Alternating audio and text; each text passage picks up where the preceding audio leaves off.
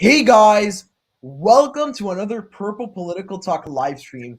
Today is August 3rd, 2021, and today are the Ohio 11th and 15th Congressional District primaries that will decide who will gain the nomination in these parties to go on and represent them in the general election, special elections in November. And we have a very interesting race today. We're going to get a lot more into that. But first, I did want to welcome our two guests for tonight. We have two rising stars in the YouTube election community in American predictions and election watch analysis. So, how are you guys doing today? I'm good. Super excited for this race between the establishment and the far left group of Democrats. Yeah. I think EWA he dropped from the stream, but while we wait for him to come back and we wait for the first results, polls close at 7:30 p.m. Eastern time. And we're gonna see polls from these two races. So what we should be expecting is pretty close race in the sense that it's the battle of two popular candidates. One in that we see the establishment Democrats coming in and backing this opponent to Nina Turner, who for a long time a lot of people thought was the complete front runner, and she had this race wrapped up. She was kind of the most popular figure. She was well known, all these things. So I do think that it's something that moving forward, it's going to be interesting to see, because this race not really it's not going to have as many impacts when it comes to the midterm elections per se, but it's also going to be a telling factor. It's going to tell us who the Democrats should run if they want to bring races. Yeah. And as we saw in the New York City race special election, we saw an establishment candidate win. So it's going to be interesting. I think that the establishment candidate kind of has the edge here. Yeah. So in that spirit, I want to just head over to I want to share my screen and talk about these predicted election results. So for those of you that do not know what Predictit is, it's just a platform where you can see, what the general community is thinking. Overall, people that are putting their money on politics, what are they thinking about this race? And I think in many ways, this is a lot better than using polling data, because it kind of in a way tells who's more likely to win, because people are more sensitive to their money. People are less likely to throw their money away for no reason. So right now, with what we're seeing here, we have Shantel Brown at 59%, 59 cents to Nina Turner's 39 cents. So I think that this again tells us Shantel Brown, in the possibility of winning, she has a little bit more of an edge right now. So that's gonna be interesting. AP? Yeah. What happened with Nina Turner? What happened with her? Because she was up in the predicted, and now she's going down. Well, I just think that last minute, different things with the establishment, all these different Oh things. yeah.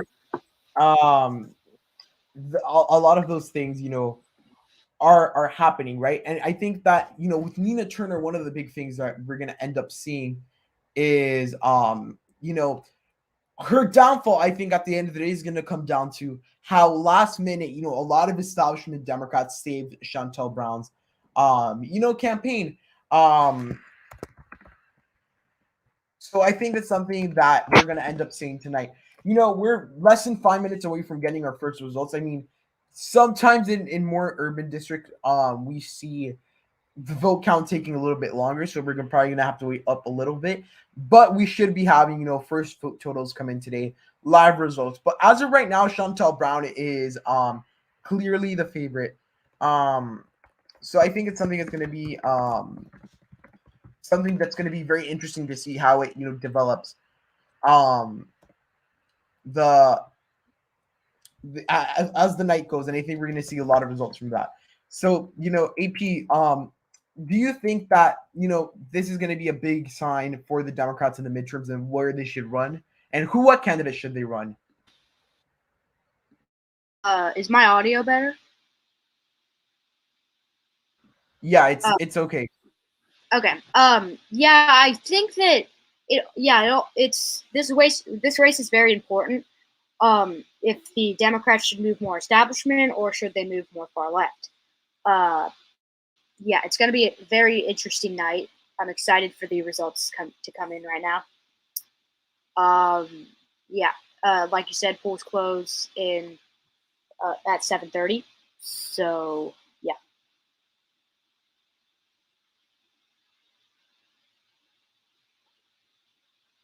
Um, for political talk, are you there? I'm sorry, I was muted. I think that this race, what it's really going to end up telling us. Let me actually refresh the predicted page to see if anything happens. What this race is ultimately going to end up telling us is more of a, what is the general environment in the Democratic Party? Do they want to run more, more Republican, more moderate slash establishment candidates, or do they want to go more with a far left? I think that in certain districts, of course, it's going to be a better thing to run these further left candidates. Now, I'm not 100% convinced, though, that Nina Turner is the right candidate in this race. So right now, that those are our predicted margins, and I have not gotten any polls closing right now, poll closings from the New York Times. We usually get the results from the New York Times at 7:30 o'clock on the dot. So I don't have the Washington Post. AP, do you have the Washington Post open and have the updated results? Let's see this. Oh, is my audio better? Yeah, your audio is a lot better. Okay. So, no, the Washington Post hasn't updated it yet. Yeah. Yeah, so we should probably be waiting another good, 2 to 3 minutes, and we're gonna get these results. Yeah, so we're gonna have a great night today. We're gonna be discussing politics in Ohio, politics moving forward in all different places. I think that one of the big things that if Nina Turner loses today, I would say it's not really because of her campaign being bad. I think that generally speaking, she had a pretty good campaign. She did a pretty good job at, trying to appeal to those voters. If she does lose today, it's mostly because of the big establishment wave that has come in and really ended up hurting the her campaign.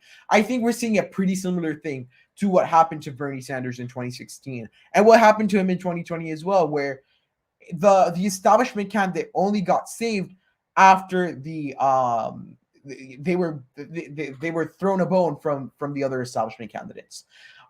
In other political news, while we wait for some of these results to come on live, I want to talk about a little bit about the Andrew Cuomo news that we got today. That's something that's going to be very important, and we're going to talk about as later as we move on forward. But I do think that what the results of the investigation by Attorney General Letitia James in the city of New York are very negative results for Andrew Cuomo, and I think that Andrew Cuomo is going to have to, have to fight not only a re-election battle, but he's going to have to, fight against other aspects, which are going to be very interesting to see. 7:29. I'm Yeah. going to try to update these. AP, what do you currently think about the Andrew Cuomo situation? I think that he is getting impeached. All this news that's going on right now, with all of his scandals, I do think he's gonna get impeached, and either his lieutenant governor will replace him, or a special election will occur. Yeah. Right. I mean, I think at this point there's no real point for a special election. I think that that's not going to certainly be an issue, right? So what I do think though is that there's just going to be a new candidate come 2020 and while his 2022 while his lieutenant takes over. So it is now 7:30 p.m. Eastern time and polls have officially closed. As of right now, the New York Times has not updated the results. Remember, these districts could take a little bit, but we do see 0 votes, 0 votes, 0%, 0%. So we're probably gonna have to wait a couple of minutes for this, to start taking shape, to start getting more results. I'm not sure if how high the turnout could be in this race is going to be interesting. So it's going to be very exciting. Again, remember, big thing that comes out of this race: battle between the establishment and battle with the outsiders in the party. So I think it's something that's going to be, interesting, moving forward. Yeah. So as we're just waiting for results. Yeah, Washington Post hasn't updated it. Usually it takes a little bit to get started, probably around 2 minutes. Meanwhile, I want to check if the predicted odds are changing. These tend to change a little bit, as the time goes. So yeah, they stayed pretty much the same right now. Um, I want to show Shantel you guys. Brown went up. She's leading in the poll. There's results or in the predicted. Yeah, unpredicted. She Oh went up. yeah, okay. Right. So on the predicted, we can see here on this graph. I think it's very interesting how, in even in late July, even just a week ago, Turner had this race completely on her side. But last minute, establishment support from Hillary Clinton, from Jim Clyburn, from Marcia Fudge, from the old incumbent in the seat has really ended up helping, Shantel Brown come up in this race. A long time ago when Shantel Brown first announced her campaign, um I think that one of the things that I was thinking is that, well, she doesn't really have a chance. And I think we have election watch analysis back, so let me just actually Oh, go we back. have And political analysis in the chat. that's also real cool. Hi PAP, and I want to say hi to everyone that I've seen in the chat: Matthew, Adam, Politics Made Simple, Shamal, Tommy D. We're seeing a lot of people, so thank you guys for coming today. So yeah, we see this predicted odds, and it's kind of shown the downhill battle for this last week for Brown. Um, I think that a lot of different factors in the establishment really ended up just favoring Chantal Brown. EWA, what do you think about this race? Well, I think it's really competitive, and it has essentially turned into a proxy war between the moderate and progressive wings of the Democratic Party, leading to a lot of outside influences like Bernie Sanders and Hillary Clinton making endorsements and campaigning in the area. But I think it's going to be really close in the end. Right. Yeah, it's going to be a close race. I really am interested to see where the things currently stand. We have to remember about this district. This district is in Ohio, and while it may be different from other parts of Ohio, you still have the economic part that always comes into question with the progressives, the more establishment. I think at the end of the day, one of the things that I think this kind of proves my point, and I think that a lot of people can see this, that Nina Turner's campaign just went down south because of establishment factors. And I think that's what we're seeing with a lot of progressives at a nationwide level. And in some cases, we do see those upsets where the progressives do defeat, the establishment candidate. I would say the biggest example of that is clearly the AOC and Joe Crowley race. So, EWA, do you think this is gonna, show some similar potentials to that race where we see the establishment kind of get the big L in the race? I think there will be some similarities, but also a big difference is that AOC was essentially slept on by everyone. No one thought she would win. Joe Crowley did not pay attention to the race until the very last minute, which allowed AOC to get a big lead with her grassroots campaign. Now, I think the establishment wants to avoid any similar situation to the Crowley AOC race. So they put a lot of fundraising into this. They had more endorsements, more campaigning for Shantel Brown. And they're definitely trying really hard to prevent a Nina Turner win. And they're definitely not sleeping on this race. Right. So just for you guys know, so we are also going to be covering the results as they come in from Ohio's 15th congressional district. That's another important race. I think that's just that again. These two races are interesting because more likely than not, they're going to end up going Republican. The primaries really don't matter, but I think the big primary a lot of people are looking at is this, 11th congressional district primary, and it's one of many primaries we've seen in the last couple of years where it's a stark establishment Democrat against a more moderate type of Democrat, another type of Democrat. And I think, for example, just looking at these people's resumes, you can really tell the difference. I mean, we have a Democratic Party chair and, a city councilwoman, loved by the establishment. And then you also do have a very popular grassroots movements. I mean, how long has Nina Turner been in the political spectrum? Do you guys remember? I mean, I remember her back from 2016 from the Sanders campaign. Oh yeah, and didn't Nina Turner worked at the Sanders campaign. That's interesting. So we have some questions in the chat. So I want to talk about this. So Sen Gordon asked, who is projected to win? At this point, we do not have a projection because it's too early to call. As the night progresses, we're going to be able to call the race when we have more information, and we're going to have enough information moving forward to make a call and get for more more results. Mm-hmm. What do you think about these candidates' resumes? Do you think that they're qualified enough to be in Congress? If you're talking about the right side of me, I think no. But if you're talking about the left side of me, I think yes. Yeah. EW, do you think that these candidates, they have do they have what it takes to take up Congress and join, the party and be, the more, different parts of the of the party and taking control of the House like they've had in the past?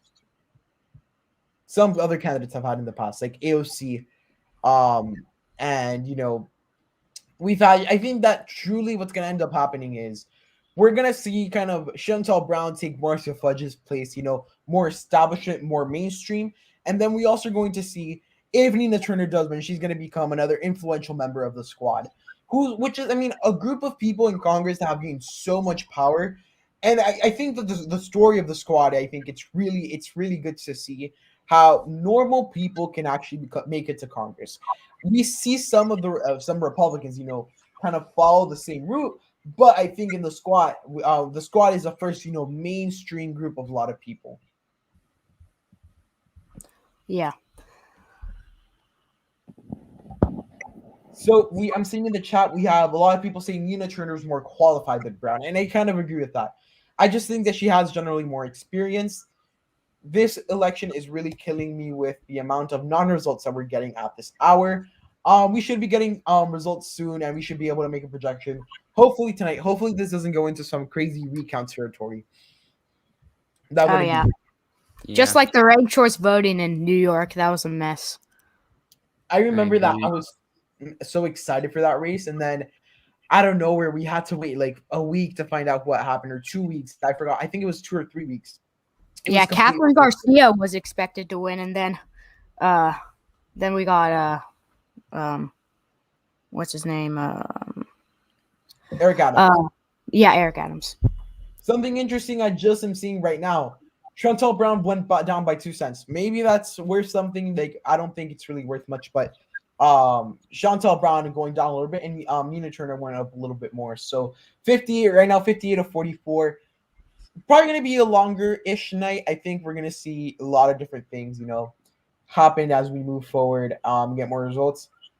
Really waiting for these results. I mean, the political geek in me is really like freaking out that we're not getting results. It's already 7:40. Yeah. I would want to hope we get a large amount of results. I hope it's not like Nevada. Oh, yeah. Yeah, I mean, I hope we get some results tonight, because then that would be a disaster. I want to check the other race. Oh, yeah, we got some results from the other race, though. Oh. So in the Republican primary, so for this district, this is a more Republican-lean district. The 15th district, we have it actually spans a lot of rural counties. So whoever ends up winning the Republican nomination in this district, in the 15th district, will likely end up being the nominee for this race. We see that the special election is to replace Steve Stevers, who left Congress for a private sector job, in the latest test for former President Trump's ability to handpick Republican candidates. Right now, Mike Carey, he's the Trump endorsement, so he might end up winning this race, and whoever ends up winning here again will more likely than not end up, going out to win the nomination and win the congressional district. But that's not the real important race that we're focusing on tonight. It's the 11th district, which we do not have currently any results from. I do want to mention, I think that this district is probably we're gonna have to wait a little bit for results. The votes will be coming in soon. So before we get any results, what are your final predictions? I really don't know. I think Nina Turner has the edge in this race. Yeah, I think I predict that Nina Turner will win. I mean, anything's possible, but yeah. I have to agree with American predictions. I think Turner will win since she has received a few endorsements from more moderate national Democratic politicians. Not very many, but it might give her the edge. Shantel Brown has also been involved in a few scandals. And finally, I think Nina Turner actually has a few more of the local endorsements compared to Shantel Brown, which could matter a lot. A lot of people might vote more based on who their mayor endorses compared to Bernie Sanders or Hillary Clinton. I'm not sure if that's actually going to happen, but we'll have to see. Right. My final prediction in this, I do think the establishment is going to come in and come through for Shantel Brown. I mean, even considering that, local endorsements and all those things, which are important in these local races, I do think that to a certain extent, the big thing that we're seeing here is that more likely than not, we're gonna end up seeing how the establishment, like they've done in the past, come through and talk about these candidates. We're talking big level endorsements. We're talking Hillary Clinton, talking Jim Kleinberg. We're talking the old incumbent from this seat. We're talking Marcia Fudge, who endorsed Shantel Brown, who supports her in that race. While Nina Turner has more excitement, and I think that helps out. I mean, there's races that have had a lot of excitement behind them, but then they end up losing the race. I think the progressive movement is certainly on the rise, but it's with certain groups of voters. I think with the demographics of this district, where we really do see a lot of the African American vote, they vote with what their leaders tell them. Jim Clymer and Marcia Fudge are two big leaders in that community, and I think they've supported Shantel Brown. So that's why I'm putting if I had to put my top dollar on it, I would put it on Shantel Brown. Just answering Matthew Torr's question. It's Election Watch Analysis is in the stream as well. Yes, I'm Election Watch Analysis. I'm having some Wi-Fi issues, so I'm kind of in and out. So sorry, I haven't been here the entire time. Yeah. So guys, I really want you guys to go, and if you're subscribed to me and you're not yet, or you guys are not yet familiar or not subscribed to American Predictions or Election Watch Analysis, those are two channels that I can really recommend to you guys. Rising stars in the community, and I do recommend you guys go check them out. They're great people, and it would be very interesting to see them grow in this community. Let's see.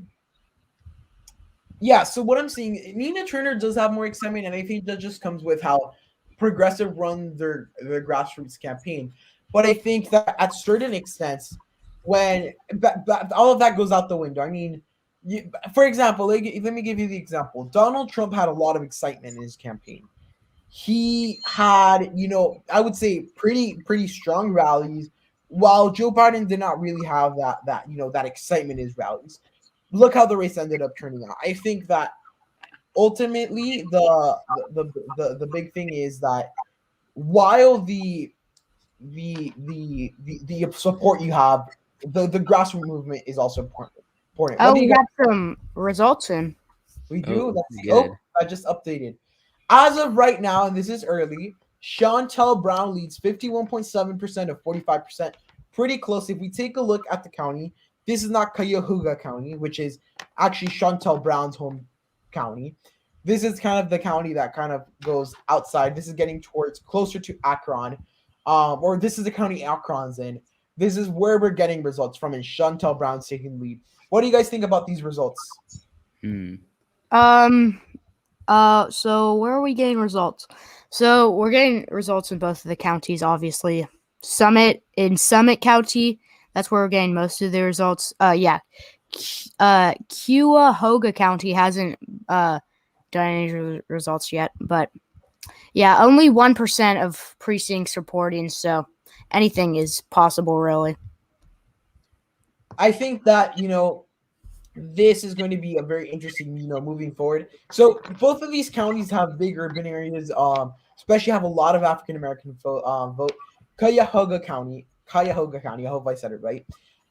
That's where Cleveland is, very big city in Ohio, and Akron is a very big, powerhouse for African American, voters in Ohio. There's a lot of very, famous African Americans that come from Akron. So I think that it's something that's going to be very interesting to see.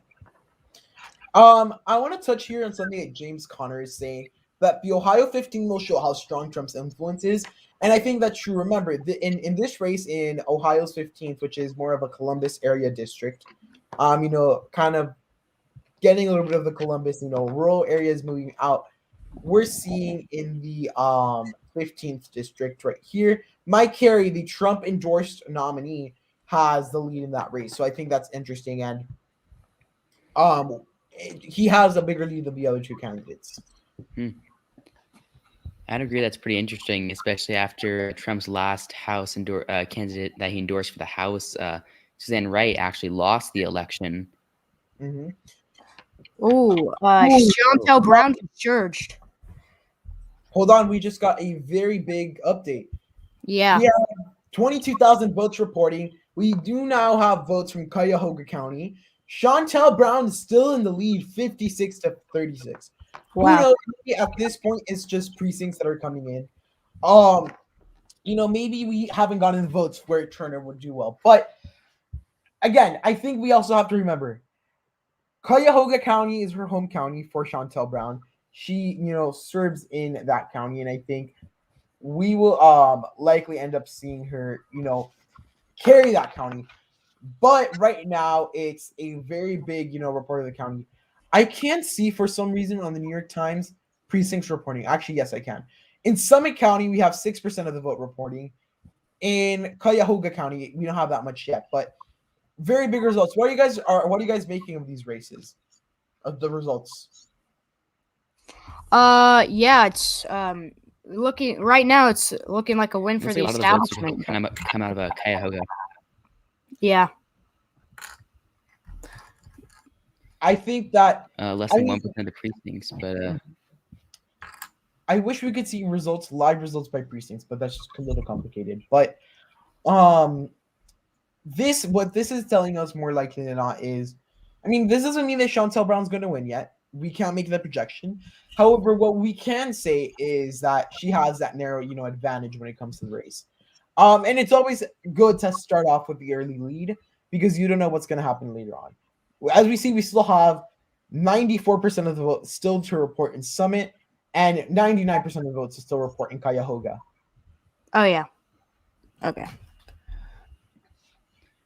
So I guess primarily most of the votes becoming out of Cuyahoga, given that 1% or less than 1% of the vote there is about 18,000 votes compared to 2,000 votes equal to 6% of the precincts reporting in Summit County. Right, because Cuyahoga is a little bit larger. So let me just, is this like percent reporting? I haven't covered primary races before. The precinct reporting, this I'm guessing this is just primary precincts, right? Like where the party precincts. Yeah, I think so. So right. The Turner supporters are pretty nervous right now in chat, but yeah.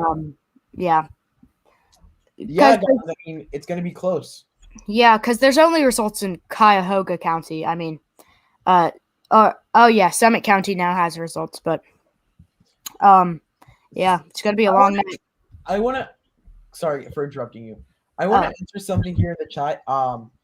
Does anyone know what Shantel is even running on? And realistically, her campaign is there for no other purpose than to stop Nina Turner to get into Congress. And I think it's just it's something that's interesting to see because it just shows how the establishment tries to stop people out of the big norm from running. So what do you guys think about this move from the establishment Democrats to stop Nina Turner when I think she really had a clear path to this congressional district?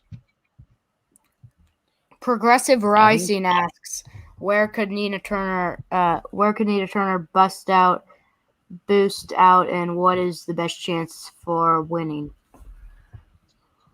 Okay, that's interesting, but we'll get to that after. So EWA, what do you think about that move by the Democratic Party?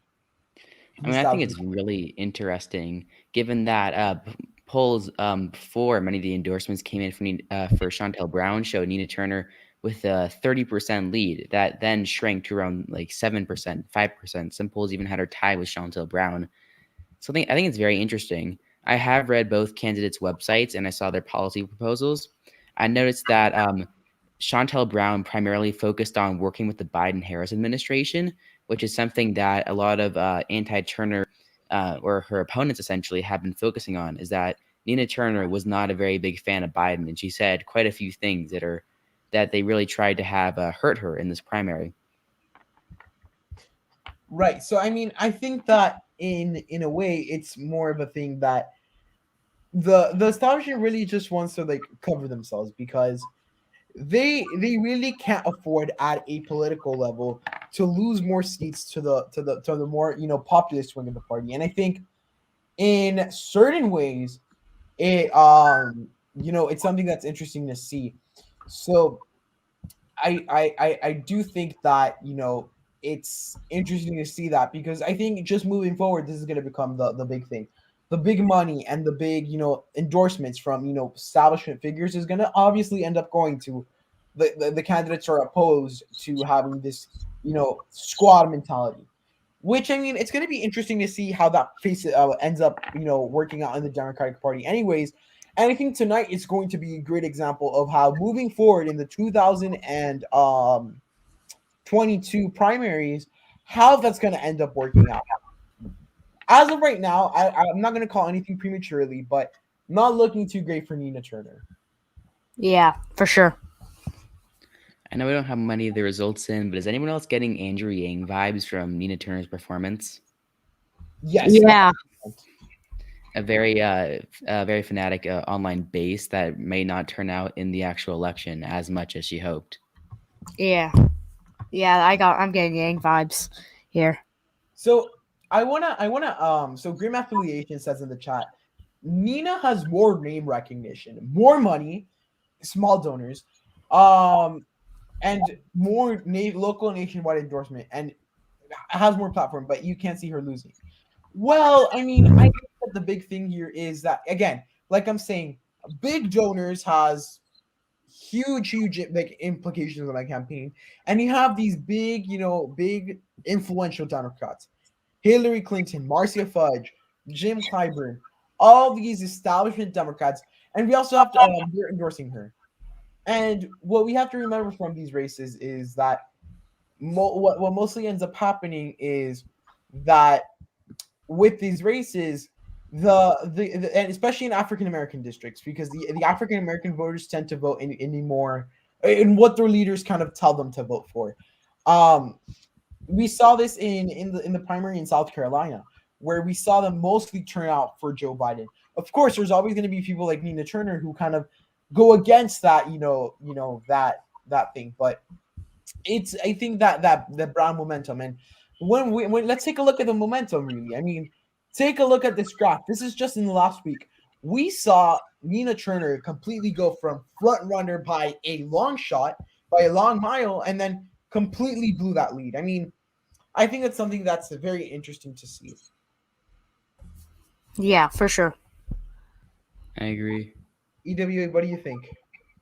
Yeah, I would agree with that. Her support has pretty much collapsed, or not necessarily collapsed, but her odds have gone down. I'm trying to check the Wikipedia page to see who actually declared they were running first. And I actually remember that even like as soon as Marcia Fudge resigned, Nina Turner was sending out ads and trying to raise support. So she's been in this for a while. It seems as if many of the establishment figures have actually just picked Shantel Brown as their preferred candidate. and then endorsed her and got all out for her. So I'm gonna have to agree with that. And seeing in the chat another comment right here. Matthew Watson says he thinks it'll be closer than some people think. I certainly do think that. And I think that a lot of people came into this race saying, oh, the more progressive candidates have forever and ever, shut down a lot of these establishment candidates. Right now, I do think that the way that things happen, and the point I think here is we're seeing one of these races that we haven't seen in a long time where the progressive is actually the front runner. When you're the front runner and you start getting to conflict, more often than not, the floor falls from down of you and you completely lose. Can you guys think of any past scenarios? And I know some of the answers, but I want to see what you guys think, and if you guys think of the same examples of where politicians got too comfortable and the floor was pulled down from below them.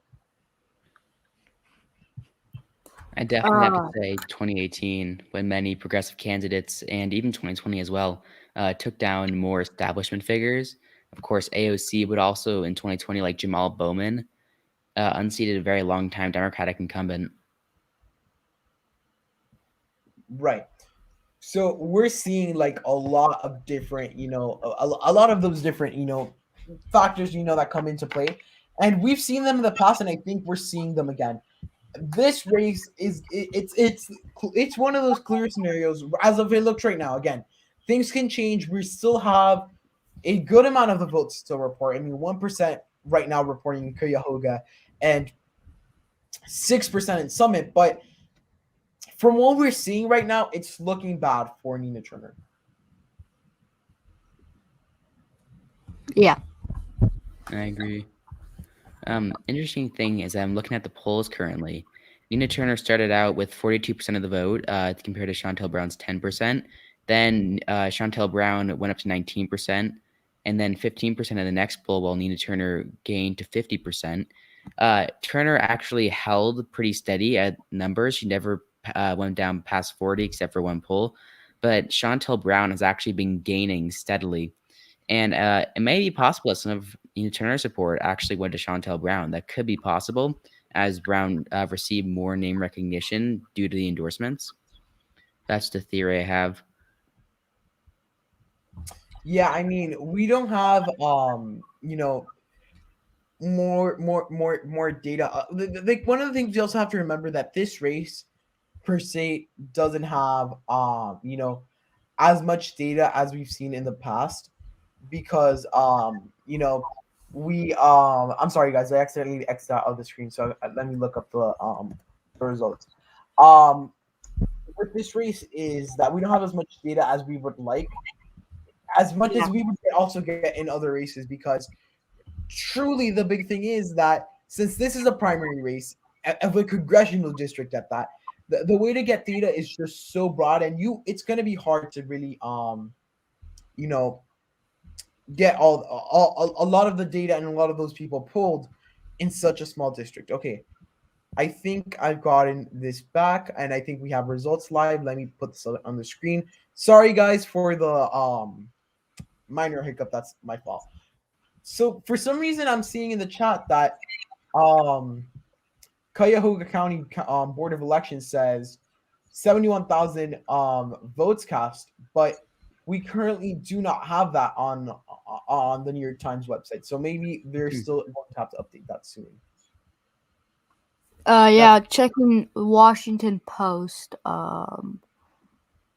Still 1% of precincts are reporting. It's taken a long time to count ballots, for sure. Yeah. You know who usually has pretty fast results? Decision Desk has pretty good fast results. I'll look up Decision Desk. Yeah, I think that right now it's not looking strong, and I think that moving forward, this race is going to have impact, and I think it's really going to tell us what type of candidates do best in certain types of districts. And I think, this is also going to tell us where the party environment is at. I do think that amongst the Democratic Party, I think a lot of voters are more prone to say, well, let's just work with Joe Biden. Let's make sure that the party is strong, that he's able to get these things done. And I think electing someone like a Shantel Brown is going to really help that out. I do think that at certain extent, a lot of the establishment Democrats and a lot of Democrats in the party, I think they're worried in a way that picking more of these like progressive figures that bring the party further to the left is going to end up hurting them come in the midterms because that's another just person they can use in attack ads. We just got a bunch of new updates actually. Nina Turner in the last batch of polls gained a little bit of support, 53% of 39%. We have 12-point margin, 14-point margin. It's still pretty hefty lead for Shantel Brown, but interesting update we have. Let me just check. I think we got those votes from Cuyahoga County. Turner's kind of close in both of the counties. He's closer in Summit for sure. Interesting amount of votes that we have in this race. Yeah, Decision Jessica is actually falling behind a little bit. Yeah. But I think I'll stick to Washington Post because Usually for elections, I love the New York Times because I mean, and when it's midterms and when they have 2022 like our presidential election nights, they have like a bunch of more data points that they use for like and I think their website's great for like results. Oh yeah, the New York Times, I use that all the time. Yeah. Same. Okay. So someone is asking. Hold on. I lost the okay. Double A is saying that I found the comment. I think slowly it's gonna get closer and closer, and I kind of agree with this. But I think what if you build enough of a lead, I think if Shantel Brown still has the amount of support she has right as the first poll closings, and her numbers are just as far ahead as they are right now, when we start getting towards the I would say likely some like 15%, 25, 30% mark. I think if her margins are still over 15%, I think that would probably be enough to call the race. Yeah. I'd agree. Rag have. Oh, you can talk. Thanks. I know we've been talking about endorsements a lot, and if pro political talk is fine with that, fine with me doing this, I would like to kind of go over the endorsements for both Shantel Brown and Nina Turner because they're both actually really interesting. Yeah, that's fine. Go ahead. Great. So Shantel Brown, of course, has Hillary Clinton, pretty much her biggest endorsement, but she also has Joyce Betty, who is the chair of the Congressional Black Caucus. She also has a few other, like, of course, Jim Clyburn, who is one of the top House Democrats and very much helped Joe Biden become the nominee of the Democratic Party or for president in 2020 because of his endorsement. She also has Richard Cordray, who was the Ohio Attorney General for a short time, and Ted Strickland, who's another former governor of Ohio. Both of those haven't really been very relevant recently, but pretty interesting. Turner also has Bernie Sanders, of course, Jamal Bowman, Cory Bush, Ro Khanna, Alexandria Ocasio-Cortez, Ilhan Omar. So definitely quite a few progressive endorsements. And she also has some endorsements from people like Mark Ruffalo, who is an actor. You may have seen in the Marvel movies. She also has Cenk Uygur, who is a political commentator from the Young Turks. Crystal Ball, who used to host Rising for The Hill, and I think now hosts another podcast. Yeah, I love her podcast. It's great. The Breaking Points podcast. Podcast. I'll have to check that out. She also has Andrew Yang also endorsed Nina Turner, which is definitely a big, pretty big endorsement. Yeah. So someone asked for the county board of elections for Cuyahoga County. So again, this is just considering Cuyahoga County. Remember, there's also precincts, right, that are in Summit County. So we have to remember that. But as of right now, what we're seeing here is the same results we're seeing there. But the turnout right now, from what we're seeing here, 5% as of right now of registered ballots cast votes. They don't have a lot of information on precincts yet, but it's something that we can also take a look at. Yeah, the vote counting is gonna be slow, I think. What I'm seeing right now is that we are probably seeing a lot better counts in Cuyahoga County, better than Summit County. You're counting a little bit faster. Okay. I think that those endorsements, EWA, I think they're very interesting, and I think they kind of also tell us the establishment and slash established. It's pretty much also establishment. The establishment, African American leaders in the Democratic Party, they all sided with, or most of them sided with, or yeah, all of them sided with Shantel Brown. But when you see and you look at Nina Turner's endorsements, you see that grassroots movement. And I think in certain districts, it really does help out. In more, I would say that the more progressive message usually just tends to work better in majority white districts. I think that in some of the African American districts, if you want to win, and even if you're African American, you're going to need the endorsements of those big leaders nationwide. Yeah, I agree. Yeah, for sure.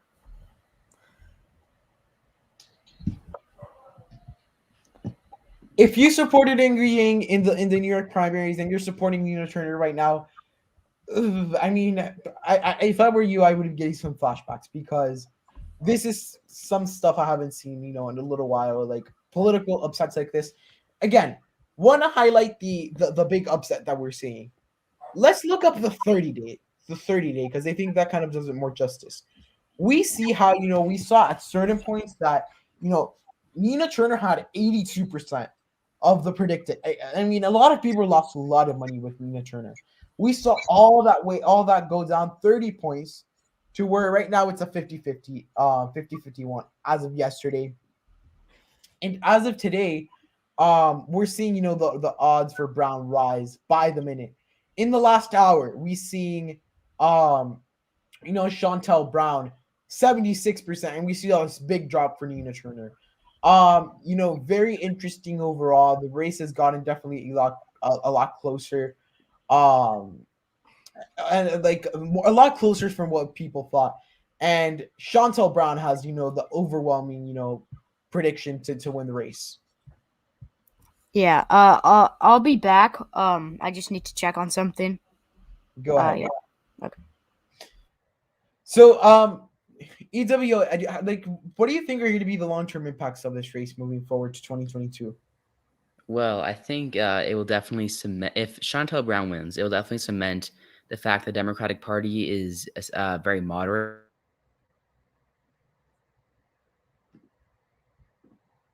Joe Biden and Terry McAuliffe. If Turner wins, I think it will definitely have some more hope for progressives who will probably try to win more races in 2022, be a little bit more confident with just taking on more establishment candidates. Of course, we can't really see how well progressive candidates will do in the general election since this district was about 80% for Marcia Fudge in 2020.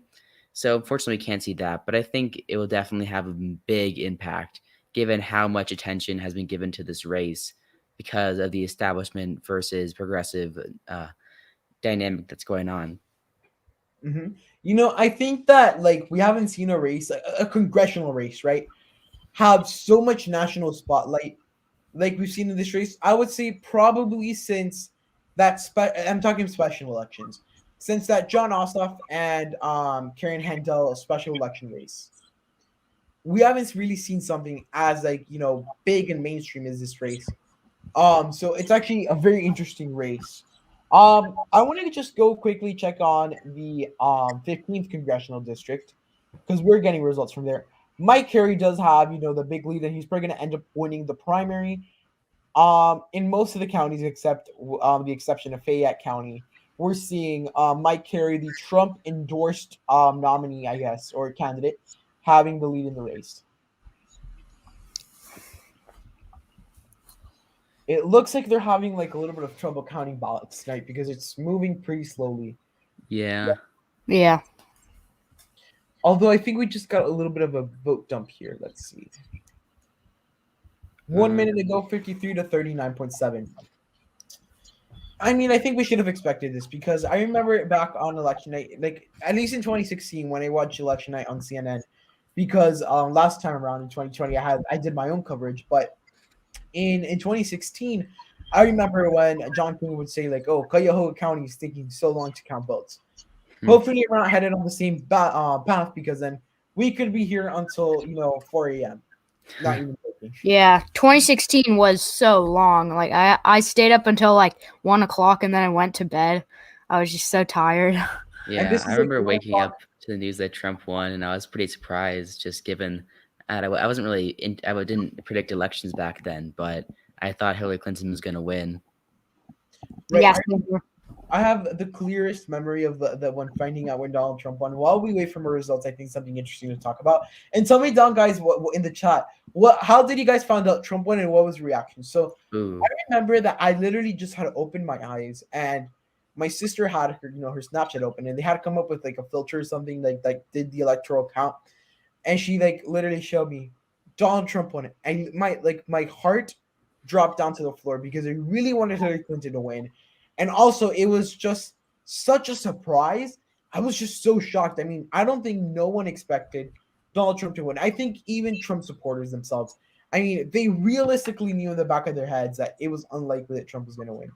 I was surprised that election. I want to sleep a little bit earlier because I had school the next day, but I was like, what? Oh yeah. 9? Yeah. So I was just shocked. Like, that was the most shocking election night ever. Let's see. Let me answer some questions. Wyatt Folan asked, percentage of vote in. AP, do you have that on Washington Post? The total percent of votes in. On Washington Post, it still says 1% of precincts reporting. At least in here we have 6% in Summit County and less than 1% in Cuyahoga County. So we're kind of looking a little bit, on the lesser side of voter reporting. So less than 1% about. It looks Double like A found out. Double A found out Trump won on the next morning. He went into his mom's room and told him he wasn't happy, and was shocked. Interesting. Yeah, back in 2016, I had this friend, and he kept telling me how good Hillary Clinton was, so I just went along with it. I also was a Clinton supporter, but I was only like 8, so. Let's see. What I'm seeing for right now with these races, with this race, I think that most of us were younger. Mm-hmm. Right. This race and this race is gonna be interesting to see moving forward. This is gonna be. I think that the couple races we're seeing, the California recall election, insanely close. And we're also, I want to talk a little bit about this today because today I would traditionally do. For those of you that follow me, you guys would know, my Purple Political Talk live streams. But since there is a special election, I chose to cover it. But for those of you that don't watch my videos regularly, that's something I do. But one of the things I wanted to talk about today, regardless about the primary, was about the California recall election because I was just shocked. I never expected Newsom to fall so horribly on the polls, where we're seeing polls that he's only up by 2% in California. I think the big thing that tells us is that the nationwide environment for the Democrats must not be good come 2022. I think this new surge of COVID, even though it's happening mostly in Republican states, although I don't like talking, I don't like saying things like that because that just makes the whole COVID thing more divisive. But it's happening in states like Florida and Texas. The big rise of COVID is going to hurt the Democrats come 2024 or 2022 because the big promise that the Biden administration made when they came into office was they're going to eradicate COVID. Guess what they haven't done? They haven't eradicated COVID. So promise made, promise not kept. So I think it's something that's really going to end up, hurting them in a way. Well, I mean, all politicians lie. It's really it's literally you can't be a politician without lying. Like you can't get elected in office without lying. So a lot of people make proposals like Trump. Trump has made a lot of different proposals, and that didn't actually happen. So yeah. Well, I mean, but the big thing here is that the nationwide environment is that was the only thing that Biden ran on. I mean, restoring the soul of the nation, which mostly implicated COVID. So I think that it's something that's going to end up hurting the Democrats. What do you think, EWA? Yeah, I would agree. In relation to the California recall, I think that Gavin Newsom is definitely eroding some of his support, especially in Southern California, where a lot of the Democratic voters aren't really super loyal, since many of them just started voting Democratic only a few cycles ago. So I think it will definitely be closer than a lot of recent elections, and that's me super interesting. But Newsom really just needs Los Angeles and the Bay Area to win. So I don't think he'll lose, but it might be closer than expected. Let's see. Okay, James Conner says the reconciliation bill will help boost Democrats, especially if they can get amnesty passed. Okay, what do you think with the reconciliation bill? It's gonna be really hard to get a lot of things through. I mean, just because of how the Senate parliamentarian is doing, because she's being a little bit too. That's like one of the people that you've never heard of before. Like, oh, the Senate parliamentarian. No one ever mentioned her politically. She's having such a big impact because she's like influencing what can actually be done in Congress. But I just think that it's gonna be harder for the Democrats to get things done. Oh yeah. I swear that we're not seeing any results from here. It's starting to get me a little mad. 28%, 28,000 votes. As of right now, it just shows us Brown is still in the lead. Oh, we have Pack in the chat. Hello, Pack. Yeah, Pack's here. Let's see. I think that another thing that we're gonna see moving forward is, hold on. White Fulton asks, do you think the 15 could go to a Democrat depending on what happens with the winner of the primary? I really do think that the Republicans are going to end up winning there regardless in that district. But I do think that, that's a solid red district. So I do think they're probably going to end up winning there. Yeah. What I was getting, I forgot what I was getting to. I think I was talking about the Democrats. I think that moving forward, they're gonna have a little bit of a challenge politically, and I think the way the cards were dealt in 2020, where they had narrow majorities everywhere and they won the White House, it's just gonna screw them over, especially if Biden doesn't run for re-election, because Harris is not popular. The Senate and the House are just so tight that you can't get anything done to boost the party. So I think it's something that's gonna end up hurting the Democrats nationwide. Yeah, the Democrats are in trouble when it comes to 2024. Like, even if they lose the presidency, they're still really likely to win the Senate in 2024, and hold the House too. Yeah. So I agree with James in a way that the Democrats need to do something. The infrastructure bill, that was something that was in the works. So I don't know how impactful that's gonna be, but truly I think that at the end of the day, what's gonna be the big thing is that the Democrats' ability to do a lot of bigger things is going to be impactful in 2022. And if they're not able to do much, I think that a lot of people are going to be excited to go vote against the Democrats. I think we got a minor vote dump. We saw very minor vote dump.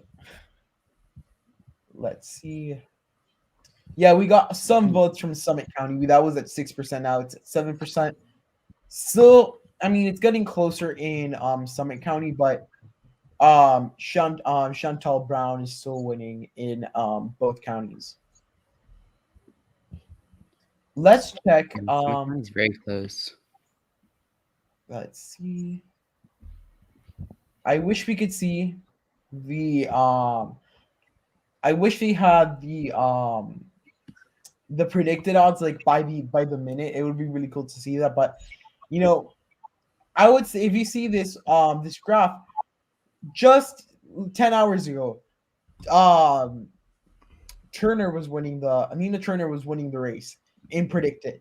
Now that's completely gone out the window and it's falling quickly.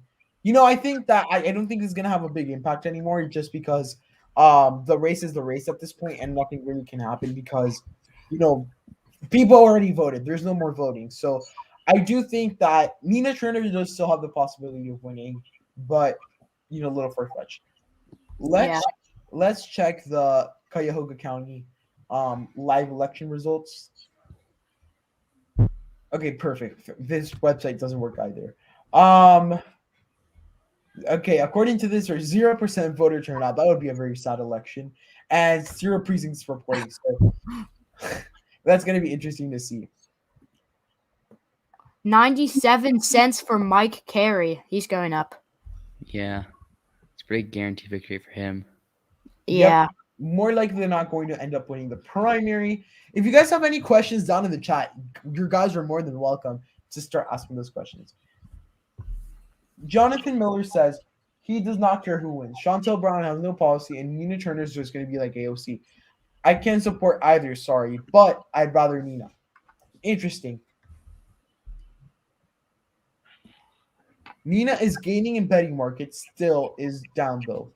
I mean, with the betting markets at this point, I think what a lot of people are going to do is, since the Nina Turner, shares are so down, they're going to try to end up, buying those shares up and make a quick buck if she does make the comeback. Yeah. And I think without a doubt, we're going to see Nina Turner get closer. I think the race, I think, is definitely going to fall under the probably 10% mark. At least, I think at most, Shantel Brown's wins by 10%. I do think it's probably going to be more between the probably 3% to 5% mark. Interesting question. Who do you think will run to replace Cuomo, because there's no way he wins the primary? AP, what do you think? Who do you think replaces Cuomo? As you said, probably the lieutenant governor. But it'd be interesting. I'm not. Don't quote me on this, but it'd be interesting if AOC would run, or it'd be an interesting race. Do you think AOC is willing to give up her House district? Well, I really don't know, because she really likes representing her district. Yeah. I really don't know. As you said, I think the lieutenant governor will replace Cuomo. EWA? Yeah, I think it's going to be pretty interesting. I think that the Attorney General, Letitia James, is probably a good candidate. She's been raising her national profile with lawsuits against the Trump administration, the NRA, and now against Andrew Cuomo. And I believe several of the past New York governors have all been the Attorney General beforehand, like Andrew Cuomo was, and before him, I believe his name was Elliot Spitzer. That he was the Attorney General before he became governor. So I think that she has a pretty good shot at winning the primary with her national profile. You can go. Sorry. Do you think he'll be impeached? I don't think so. I think it's just going to be, he's going to get primaried. I do think that lieutenant governor is going to take over if he does get impeached, of course, via New York law. But I do think that moving forward, it's really open, and I think a lot of people could run. Totally. I think Andrew Cuomo, if he doesn't resign or get impeached, he'll likely just pledge to retire, and that could stave off any attempts to remove him from office prematurely. And that would definitely set up an interesting primary, though. Ohio has to get it together. They still have not updated these results, and it's been like a good, 20 minutes. Didn't Ohio take a long time to count in 2020?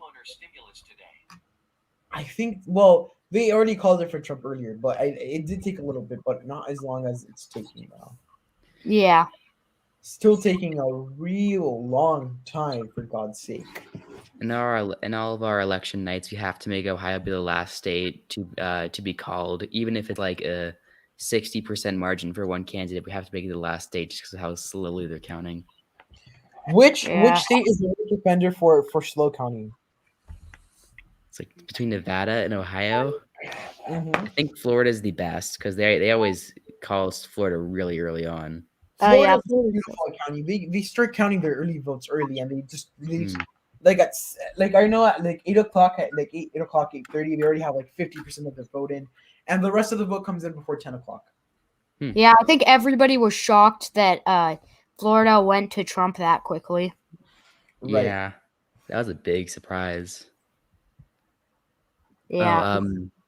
AA said again. I say De Blasio could replace Cuomo. I think that he'll definitely run because De Blasio has been showing a lot of interest in it. He did publicly express interest, but I think he will definitely lose because he's really unpopular. He was the only presidential candidate in 2020 to have a negative approval rating, and I think New York City really doesn't like him. So Cuomo ran for president? He did, and he did really badly. He got like one endorsement from a small town mayor in South Carolina, and he had like a minus 30% approval rating. Yikes. Yeah, it was really bad. So I think he'll run and he'll lose, and then maybe someone like Letitia. It'd probably be like between someone like Letitia James, the Attorney General.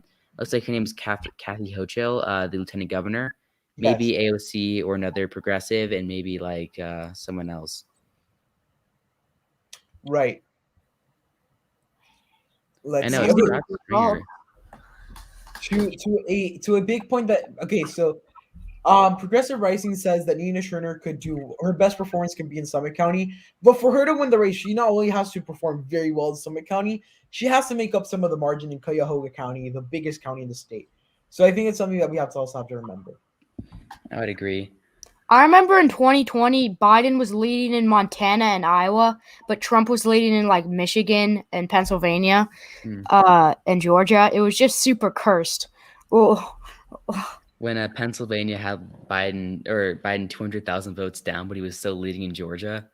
I think my dad said Biden can't win Pennsylvania, but I said there's no way Biden wins Pennsylvania, and Biden loses Pennsylvania and wins Georgia. Oh yeah. Yeah, I remember 2020. I thought that South Carolina, because Biden was leading in South Carolina, I thought South Carolina would go blue, and then I was starting to get nervous.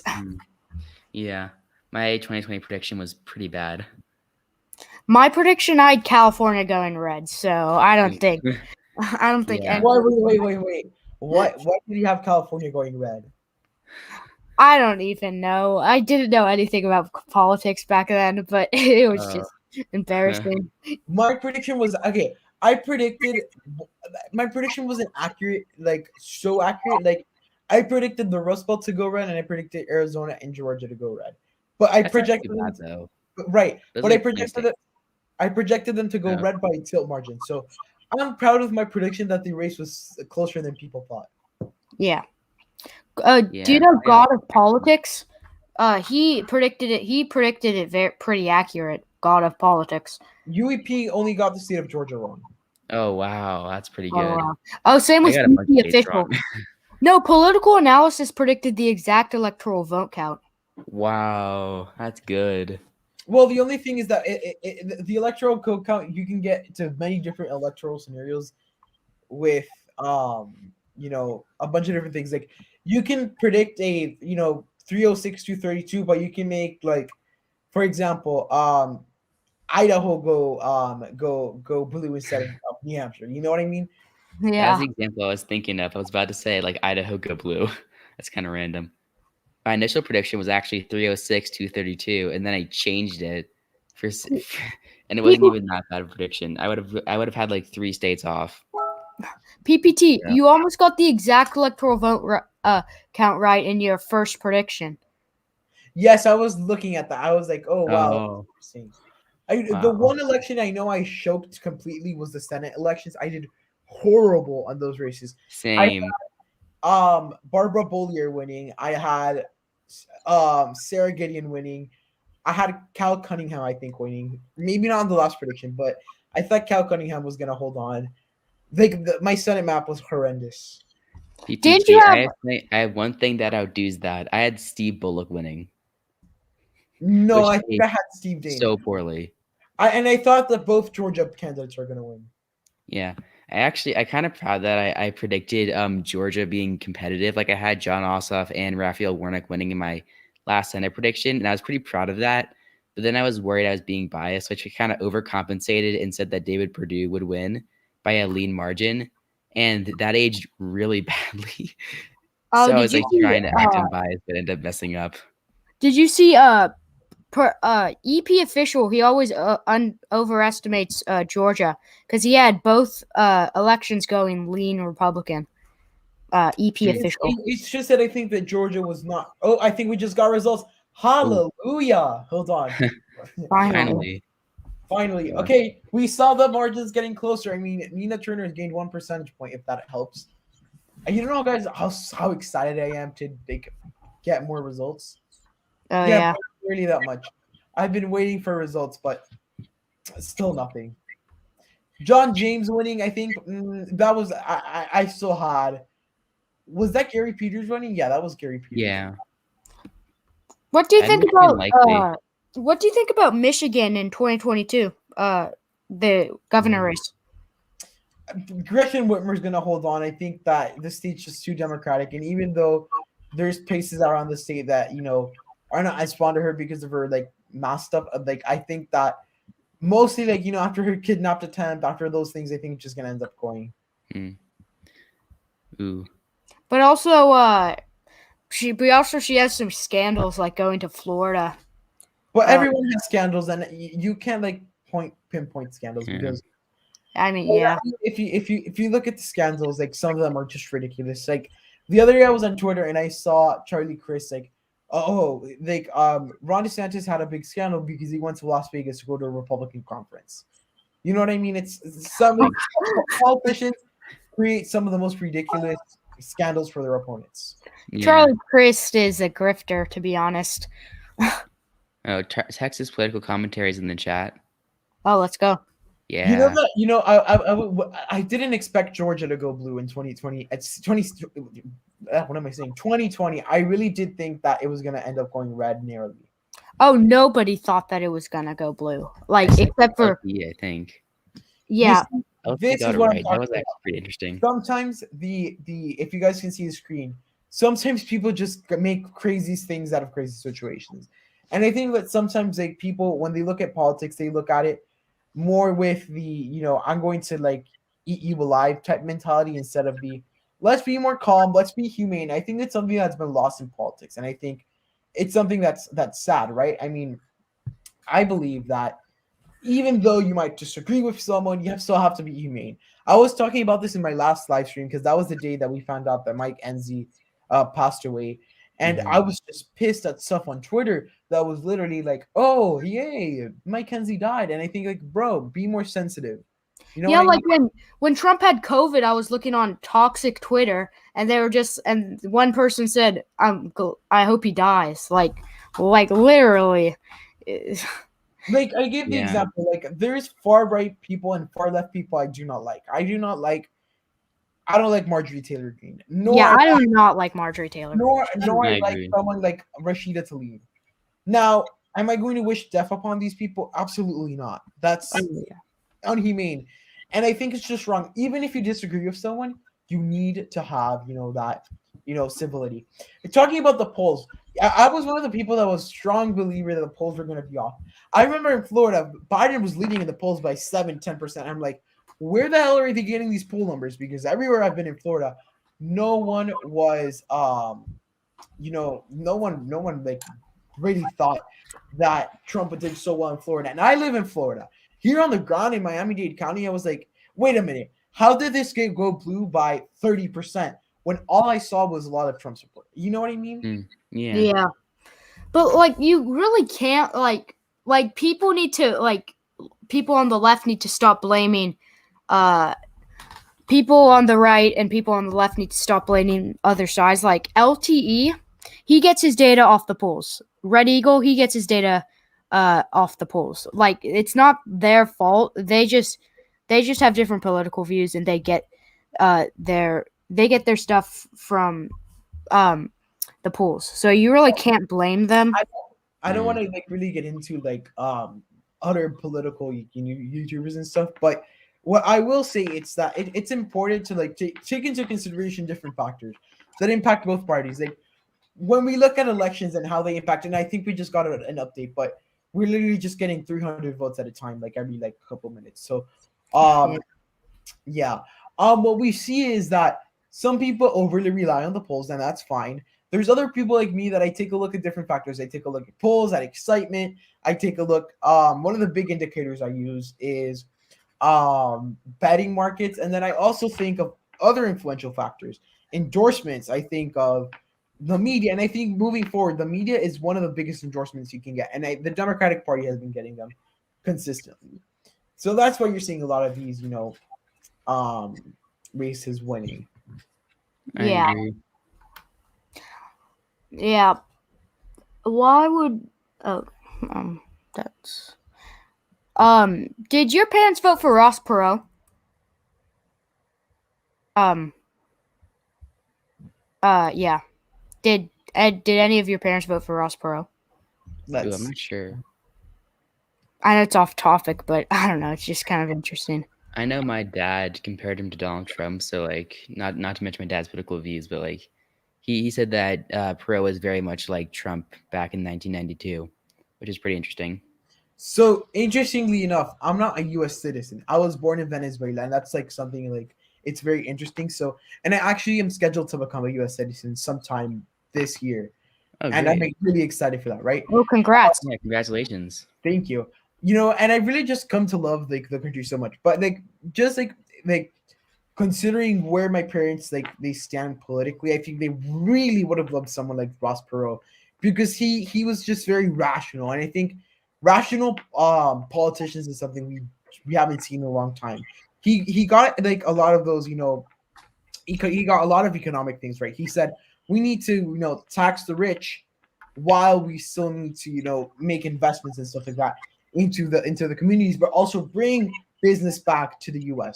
So he had a lot of these different like funky political views, but I think they were positive in many ways. Yeah, he had his own. He even had his own show, like talking about the economy. He's essentially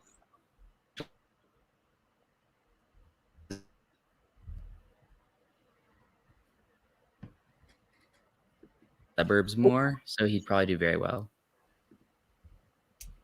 Let's see. So, quick polls, election update. We have 30,000 votes in 52. We have a 12% margin right now in favor of Shantel Brown. It's narrowing up a little bit. We have most of the vote in from Summit County. We have 40% of the vote in. Looks like it's a low turnout election in this race. What this is telling us mostly is not such a good night for Nina Turner. If a lot of people expected Nina Turner to do very well down in Akron and in Summit County, I think a lot of those votes must be like out because we're not seeing that.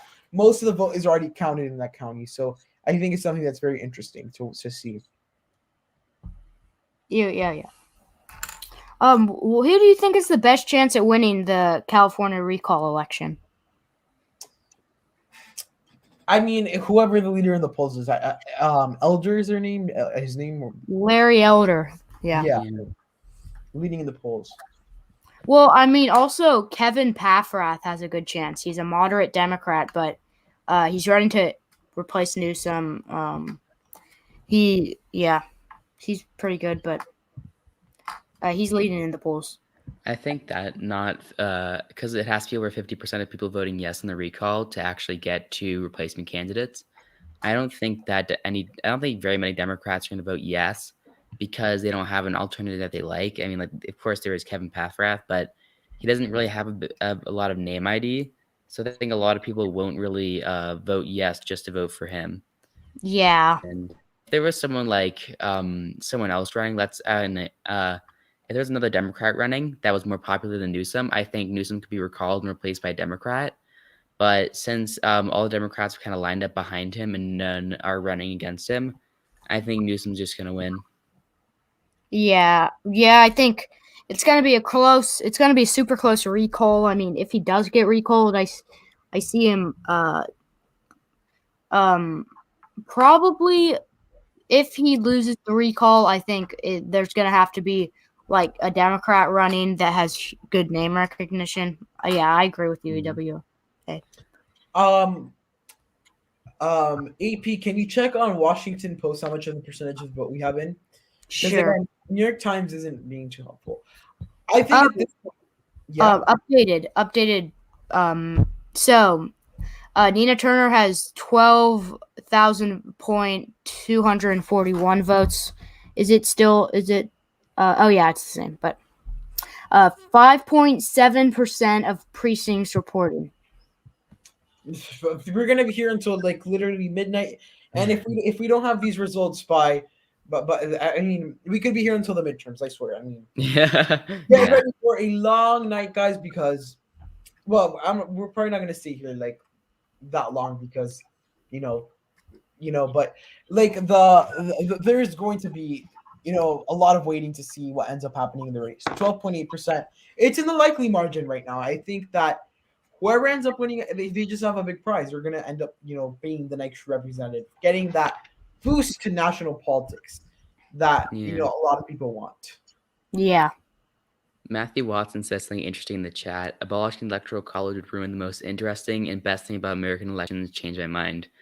I kind of ironically agree with that because if the Electoral College is abolished, then all the election prediction channels would be essentially put out of business because we'd just be projecting how the popular vote would go, and it would be way less interesting.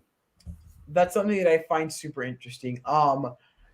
I think that that's one of the beauties about American politics. It's just so unpredictable because of how the electoral votes are like aligned. I do think that moving forward, it's gonna be something interesting to see. I have another question. Do you guys think how interesting would it be if the U.S. had a parliamentary system? Oh, that'd be Ooh, it'd take all of the election prediction channels like 3 hours to just fill out. yeah. Fill Double A it out. democracy is more important than YouTube channels. Oh, come on. YouTube channels are way more important than the democracy. Of course. Yeah. I mean, I guess we could do election night still, but yeah. It depends on what kind of parliamentary system, like the British system, or I know a lot about the Israeli system, which is based on coalitions. The Israeli system is the most messy political system in the history of Yeah. humanity. I studied it for school. Oh, we have updated polling or voting. Nina Turner is gaining support. She's now just down by 11.3%. She's gonna come down. She's gonna, catch up a little bit to Shantel Brown. Now the big question is: are there still enough votes for Nina Turner to the point where she can, win the race? Yeah. Ooh, we have 10% of the vote in out of Cuyahoga County. Oh, beautiful! Thank God. Yeah. Oh, 13.9% of precincts reporting right now. So That's pretty good. Mm-hmm. Finally, Cuyahoga County. I mean, you've done so good, like reporting votes. Let's see. Nina Turner could win this if the trends continue to go like how they are now. It's 11 points. It's right, but you have to consider that still more votes. But she's gonna have to do a considerable amount of catching up to win the race. Possible, not. It's not impossible, but I would still put my money on, Shantel Brown. Let's check the betting odds. I want to see where they are right now if they've updated.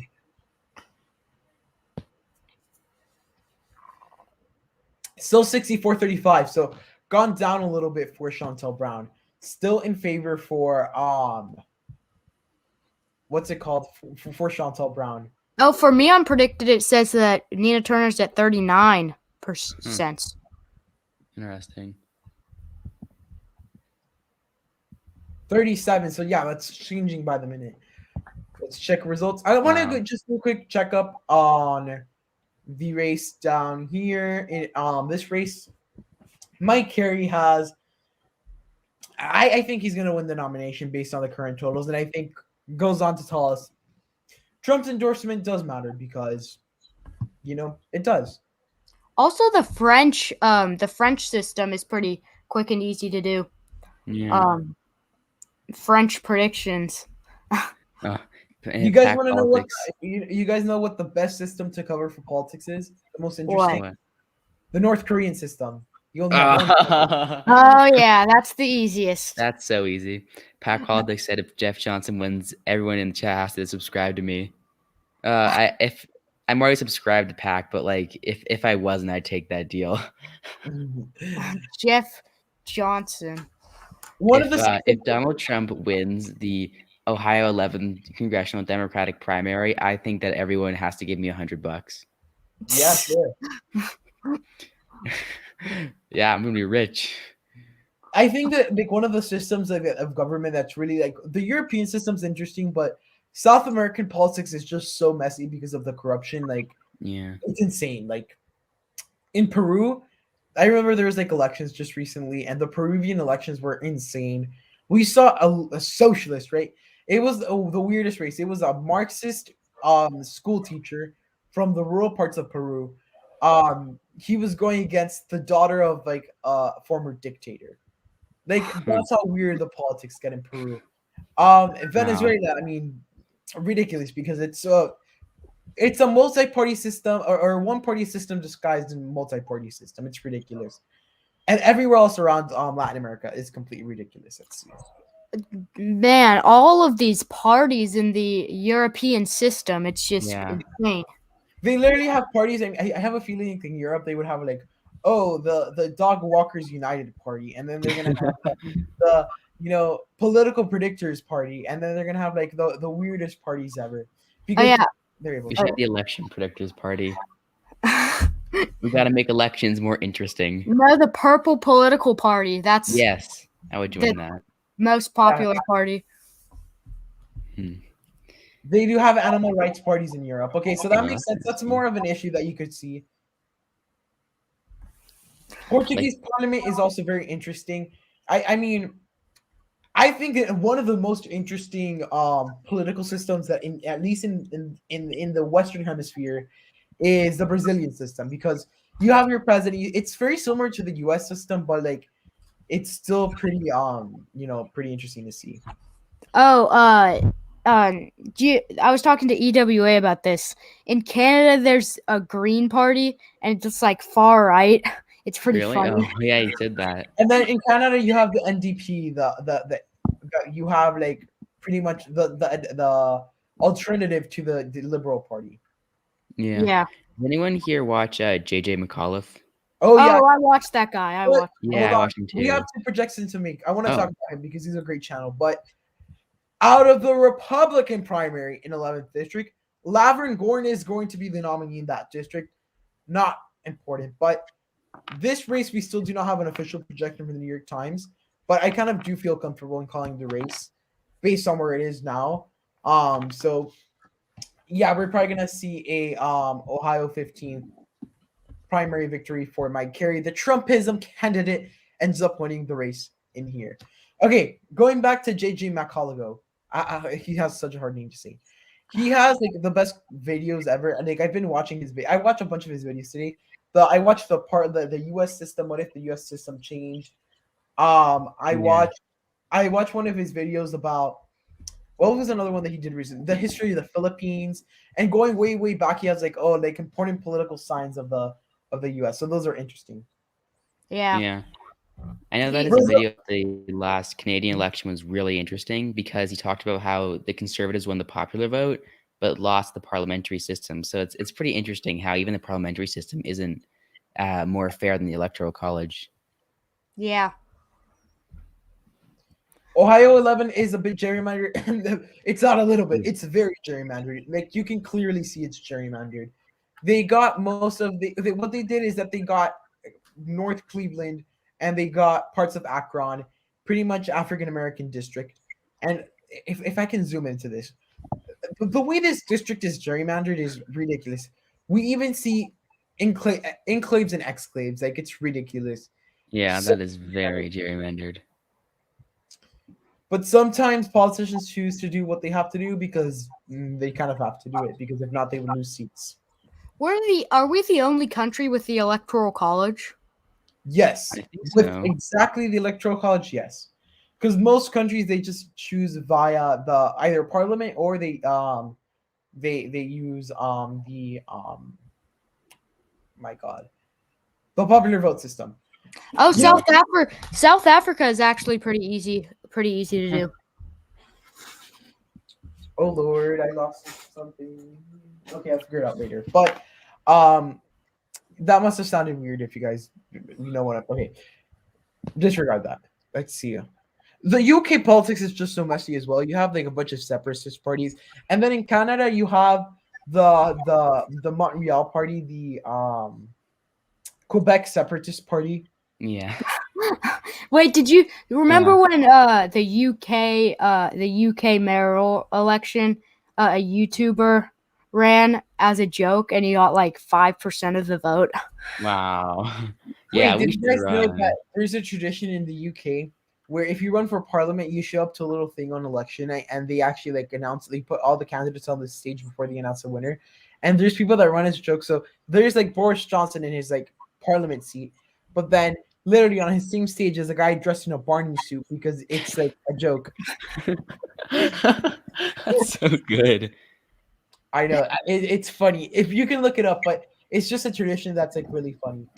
Yeah, Up to I the think race, I see that it's 10% difference right now. Turner is gaining 0.5%. That's right. More votes are in. I think this is very important for the race for Nina Turner. Thank God. I mean, Ohio, I think that you've been listening to my prayers the last hour that now we're getting more votes because oh, I don't want to be here until the midterms. Turner has taken Yeah. the lead in Summit County. Summit, yeah. Oh, They Summit have County. 8 in the vote in. Yeah, I mean, 80% of the vote in, and I think we have a very narrow victory for Yeah. Nina Turner in Summit County. Very narrow, just 2%. But for Nina Turner to win, she's gonna have to run up the margin in Cuyahoga County to end up winning the race. Yeah. She'd Summit have to County, max out in Summit. and if I'm correct, they pretty much just gerrymandered Akron. They pretty much Yeah. just got the city part and then they connected it to Cleveland city part. Yeah.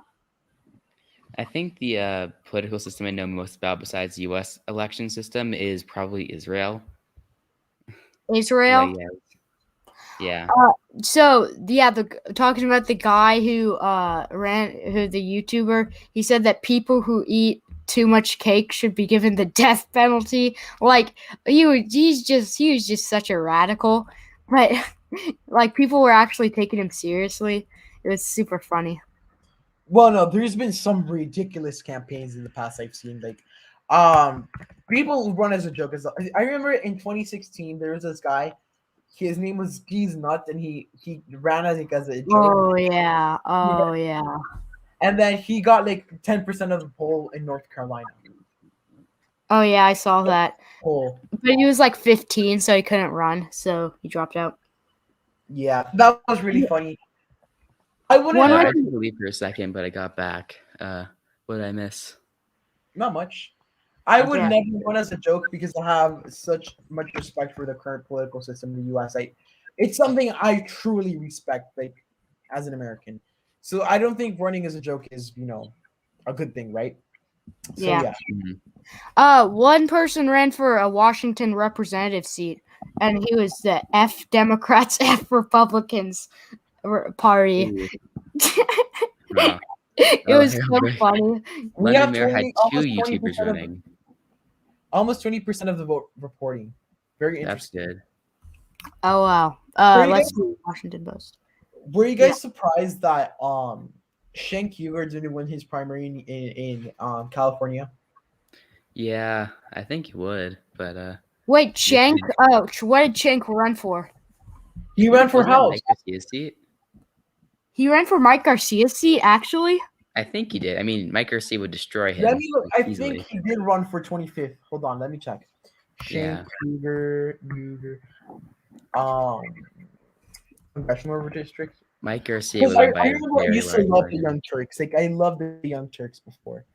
He ran for the 25th district, so Wow. that's surprising. Do you guys Yeah. remember Katie Hill? Oh Yeah. yeah, she had so many scandals.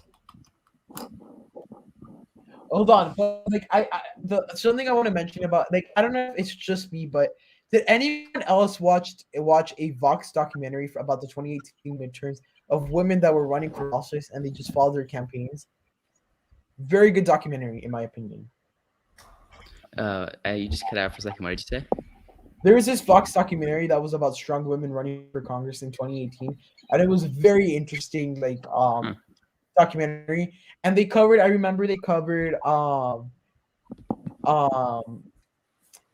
Katie Hill, and that was like a big one just on her. And then they had another one that was like a bunch of like local candidates, like the Democrat running for secretary of state in Iowa, a Democrat running for state senate in Florida, a candidate for House in Pennsylvania. It was like a bunch of these races, and actually a very interesting. Yeah, the Republicans nominated a lot of women, so that helped them, that helped them in the suburbs to that helped them into suburbs to flip more seats. Yeah, many of the 2020 flips were women, actually. I remember pointing that out like a long time ago. I think the only 2020 flip that was at least for the Republicans, if I'm not mistaken, Carlos Jimenez. Hmm. Only one. Maybe. I might be. Yeah, I think so. It looked like, well, there was David Valadato in California, Oh yeah. and There was David Valadao, and did T.J. Cox win his race? No, he was already. TJ Cox. I don't know. Yeah, he He lost was to Valadato. representative. My bad. Oops. But There yeah, was also, they also flipped New Mexico's which district is that? New Mexico's 2nd district they flipped. Yeah. Right. And 2 LA suburb seats were flipped by women, and the other one was Kim and Garcia. what's the other one's name? Young Kim Michelle Steele. I'm looking at the map right now. So They flipped Nancy Mace. They flipped Nikhil Maliotakis. They flipped Maria Elvira Salazar, and they flipped Carlos Jimenez. They where else did the Republicans flip? Ashley Hinson. They flipped Marinette Miller Meeks in Iowa. I know that the Democrats they flipped Carolyn Bordeaux. Where else did the Democrats flip? I don't think they flipped that many seats though. the only competitive seat they flipped was Carolyn Bordeaux in Georgia. Nina is that 42. Nina, that's a meme. What? Shantel Brown's about to drop from 50%, so gonna be Let's see very the predicted odds. This is gonna be interesting. yeah. I mean, Shantel Brown is dropping a little bit. I certainly do see the possibility of Nina Turner end up winning this race. It's a possibility. I wouldn't say. Well, no, I mean Shantel Brown still has higher results than before, so interesting. It's in the single digits. It's gonna get closer, but I don't know how close. I think we just got a big vote dump. Yep, we got 6% of the vote in Cuyahoga County. From there, I think that's where we were saying, wow, Cuyahoga County is actually getting close. 12%. Oh yeah, it's 9. At this point, Summit County is pretty much 50-50. This is going to be the deciding factor, and if you're able to run up the margins in Cuyahoga, you're going to end up winning the race. Yeah. So is Akron mainly white voters or black voters? I think it's a mix.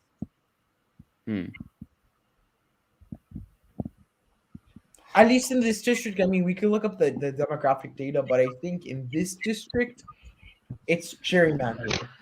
So it might be like a certain part of the city. Do you think that Valadeo, the guy who flipped California, one of California's which district? California's 21st district. Do you think he would be a strong candidate for 2024? Maybe. I don't think so. Yeah, I mean, about 1,000 votes. I'm not sure how Democratic or Republican the district is, though. Yeah. It's like, representatives don't really have a lot of name recognition outside of their state, but AP, can you check how much of the percentage of the vote we have in? Oh yeah, sure. So we have 25.2% of precincts reported. Oh wow, that's a lot. I mean, I think it's still possible to end up seeing a Nina Turner victory. This is giving me huge New York City election night vibes, where we saw like the margin after like ranked choice voting like narrow up a little bit, but there's not ranked choice voting, so it's a little different. But it's really up in the air. I'm not sure 100% who's gonna end up winning here. Yeah. What do you guys think? Yeah, I'm not sure. I mean, Shantel Brown has the edge right now, but we still have a lot of votes. There's still a lot of votes to be counted. Anything is possible. I agree. She has to keep her lead in Summit County and then make sure that Shantel Brown doesn't gain too much of the remaining votes in Cuyahoga County. So I think a win for either candidate is pretty possible. Yeah. Yeah, I think that at this point it's gonna be close, but it's a possibility that many of these candidates, one of these two candidates, could bring up an upset. I think in any regard, we're probably gonna see an upset tonight because there's people that probably thought, oh, Shantel Brown's leading by so much, she's gonna win, and there's also people that are like coming into this and saying, oh, I thought Nina Turner was gonna win, and if Shantel Brown wins, you know how that went, right? Down. Yeah.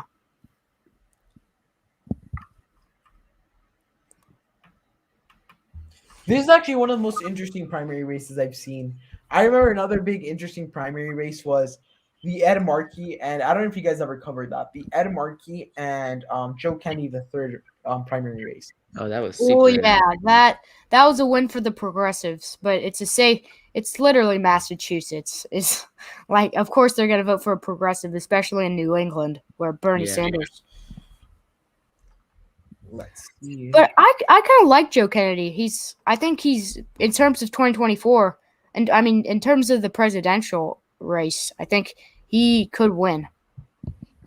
Yeah, I think Joe Kennedy definitely has a good future. Yeah, I like how he doesn't really like attack a lot of. He doesn't like he's not like one of the normal Democrats like attacking the GOP. Like he's more moderate. Yeah, I know.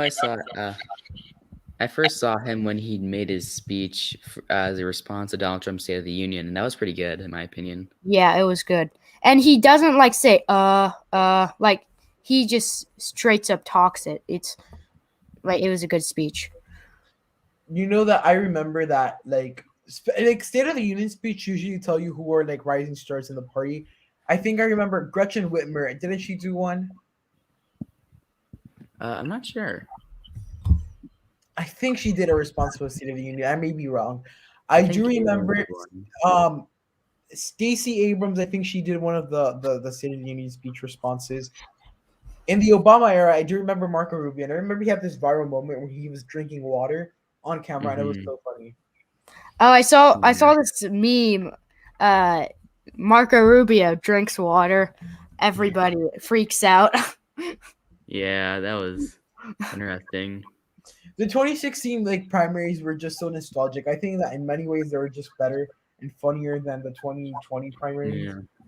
They were so entertaining. Trump was the best debater. Trump was pretty funny to watch. Little Marco, I remember when he used to call Marco Little Marco, Lion Ted.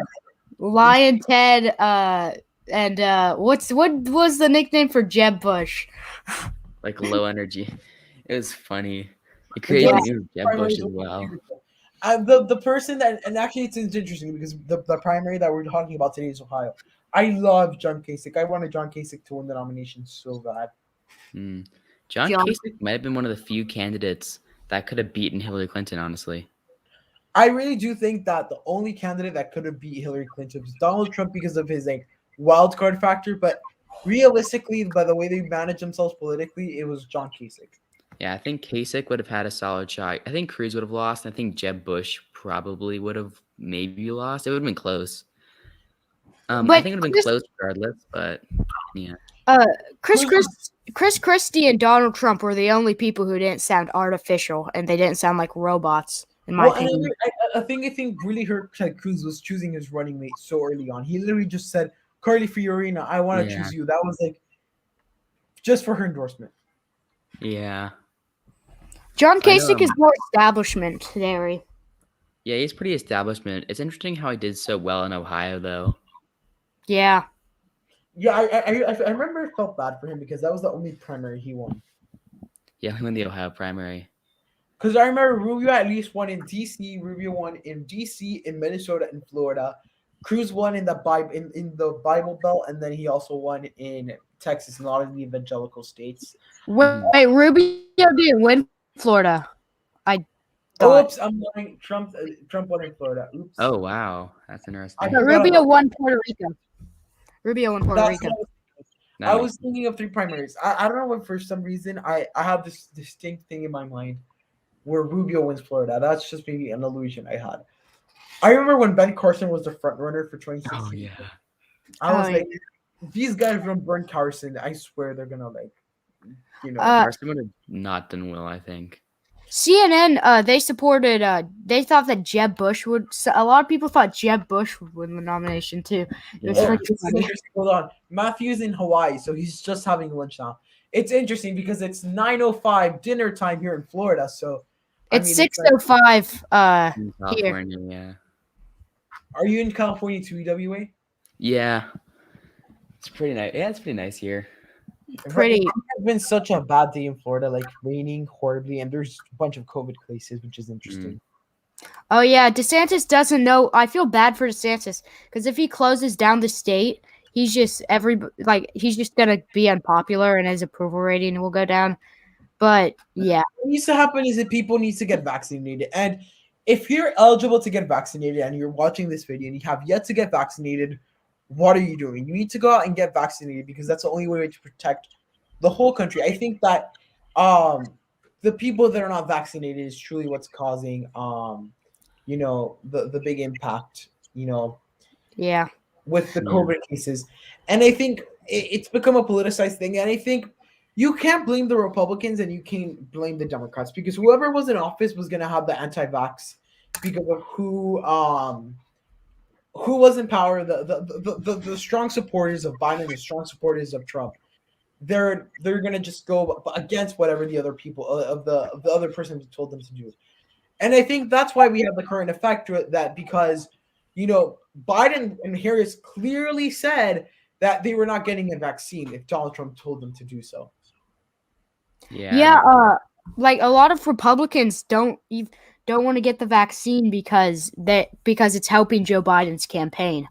I think I think it's more of a distrust issue, but I think it's ridiculous. I think if people are putting politics before public safety, it's ridiculous, and I think it's completely horrible. Yeah, I would recommend to get vaccinated. I've seen a lot of the arguments about hesitancy, like since it's been so soon since it was essentially created and tested.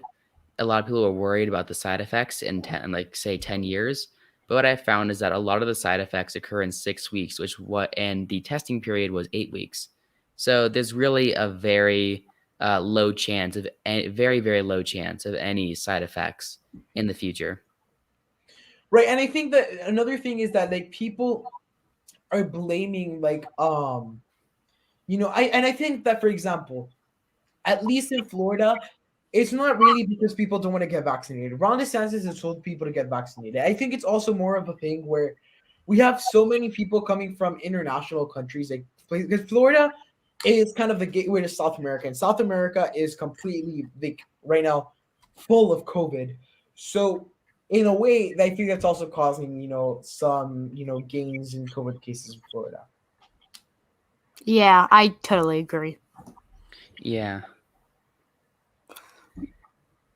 At this point, I think that we just have to live with the new reality, and I think it was clear to see. For example, I'm going to give you a great example with education. For example, recently Florida just released the standardized test scores. It was literally this week.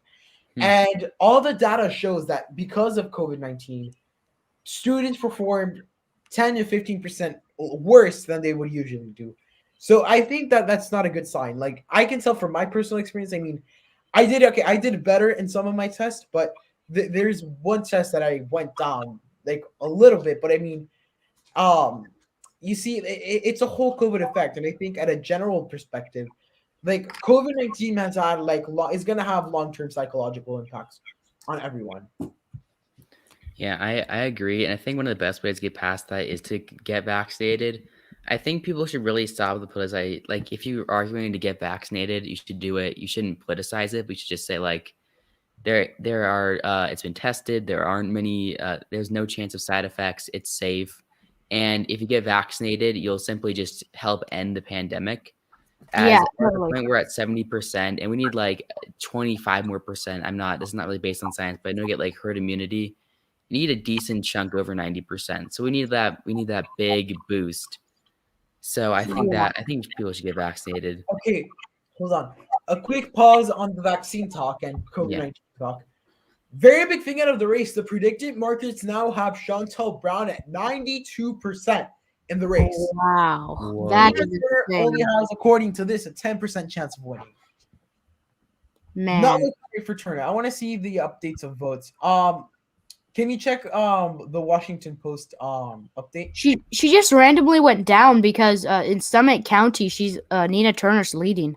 Let's see. And of course, not that I need the results, the New York Times isn't updating. Can you check on another website what the results currently are? Washington Post has them. It's like probably the fastest, and it also tells you how many of precincts are reporting. Yeah, I mean, right now the New York Times isn't just loading. That's Have there been any statements made by Shantel Brown or Nina Turner that might have? That's a great point. Let me open up Twitter. I don't know why I don't have Twitter open. Twitter. Shameless plug. If you guys don't follow me on Twitter, you guys can go ahead and follow me at PPT YouTube. I post stuff there, retweet stuff, interact with the community. So that would be great if you guys want to follow me on Twitter. Yeah, everybody follow Purple Political Talk. I follow him, and it's good analysis on Twitter. Turner is probably going to lose today. I think that's where things are headed. Oh, you think that? Yeah.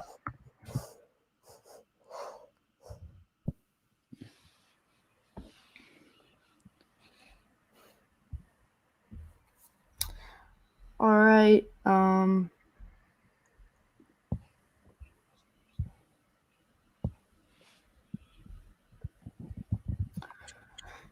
I'm not happy with how slow these votes are coming in. Like, I guess there's another thing about living in Florida. You get used to having the super quick vote counts, but yeah.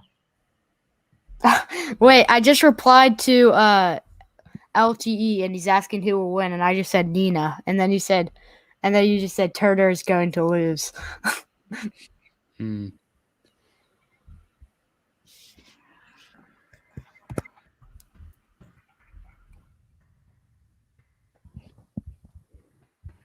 Oh, results was updated on New York Times. Let a me whole check. 0.1% increase for Nina Turner. There we go. Finally uploaded. Wow, we're getting close. We have 9%. No, it's not 9%. Well, no, yeah, it is. Let me do quick math on my feet. It's 9.something%. 9.4%. Oh, 100% of precincts reporting Nina Turner has won Summit County. Wow, that's good for her, I guess. But pretty close. Pretty close. So that's not gonna have an impact. It's just gonna end up being who wins Cuyahoga County, which as things stand right now, Shantel Brown is leading massively there by 12 points. And if we see that kind of like simulates the margin here as well. Nina Turner needed to do so much better in Summit County. And Cuyahoga County is kind of more of like an afterthought at this point. Man, Turner only leads by 54 votes in Summit. Cuyahoga County only has 16.4%. That's why it's taking so long. I mean, yeah. Oh my goodness, this is gonna be tabulating machines, like, or something. All right, I think Nina Turner. I don't know why she's randomly just going down because she just won a county. So. Well, but the county is close and it's a smaller county. It's only like 6,000 votes. Yeah, and it was close. So. Shantel Brown keeps going up. Yeah. Wait a minute. How does this make sense? Look at your screen. 94-8. That doesn't make sense. That's more than 100. Wait a second. Yeah, something's off here. It's I guess 105 cents, but that doesn't really make any sense. Sense. I'm saying sense too much. Oh man, getting caught in this loop. Very interesting. This race has been a little bit more of a headache than I thought. It's not good. Yeah. Yeah. The New York Attorney General's office has issued a report detailing sexual harassment claims against Governor Andrew Cuomo. So they released the report today. Oh, that's not good for Cuomo. I think Cuomo, he's had a bunch of scandals. The nursing homes, he literally tried to profit off of COVID with his book. Yeah, the nursing home scandal is the worst, I think. Everyone talks about sexual harassment, but I think that the thing that really angered me the most, and not to, of course, discount any sexual harassment charges, I think that the nursing home scandal was really underreported, and I think that it was actually a really big example of corruption that went pretty unnoticed by the media. Yeah, I agree with you, EWA. Well, yeah, but I think that the corruption is there with the media. The media, I think, is the most corrupt institution, and this is why I think that these new forms, alternate forms of media, I think is just such a good thing with YouTube and Twitter and things like that. The real news without these filters of completely partisan people that you see at CNN and you see at Fox, that is bad for the country. And I think that unfiltered political views, not even views, but results and news and things like that. These alternative forms of media are just so good for that because our country can rely on real information, not fake news, which can be brought by both the left and the right. Yeah, I wish Yeah, we I had an agree. unbiased news network. Like none of the news networks are unbiased. Like we Purple Political Talk. We need you to start your own news network. Yes, I would. Yeah, I would be like Well, your first news I mean, anchor. I have a project I'm working on, which I'm gonna build an actual studio set down in my garage. Oh wow. Like all things, like all great things start in your parents' garage. So that's Yeah. going to be ready by next year for the midterms. So I'm going to scale up my content. Of course, I want to make sure that my content is professional and building up that trust between me and my viewers. So that's a cool project, and I'm gonna build a whole studio downstairs with like professional cameras, like professional lighting. Ooh. And Are you That's gonna? awesome. Is it gonna be like an actual news network? probably not a whole news network, but I'm gonna do live streams in a more like news networky type of way. Might get a magic wall, like the CNN magic wall. Might get one of those. Oh wow. Oh, that's gonna be nice. If you need That's any help with this, cool. I'd love to help out because it seems like a really great thing. Yeah, it's gonna be really fun, and I really can't wait. So, and I'm really happy that like I have a lot of my viewers supporting me because without the support of my viewers, people that watch my videos every day, my channel members, which I have to give a shout out for the video. So, shout out to you, Adam Hurst and David Maxwell. Without the support of my channel members and without the support of the people that watch my videos, I couldn't do stuff like that. So yeah, I think that's great. Yeah, I'm gonna become a channel member soon. It only like $3 for the bronze member, right? Yeah. You All get right. some great benefits. If you want to become a channel member, you can just press the join tab, and that helps us grow the channel, and that would help us, get some more equipment and even scale up even more the project we have for the Purple Political Talk Studio live from Miami, Florida. It's gonna be great, trust me. Once I have more money, I would definitely like to become a channel member. Right. I mean, again, if you can. I mean, not everybody can, but even just watching the videos and sharing the videos is something that like really helps. Yeah.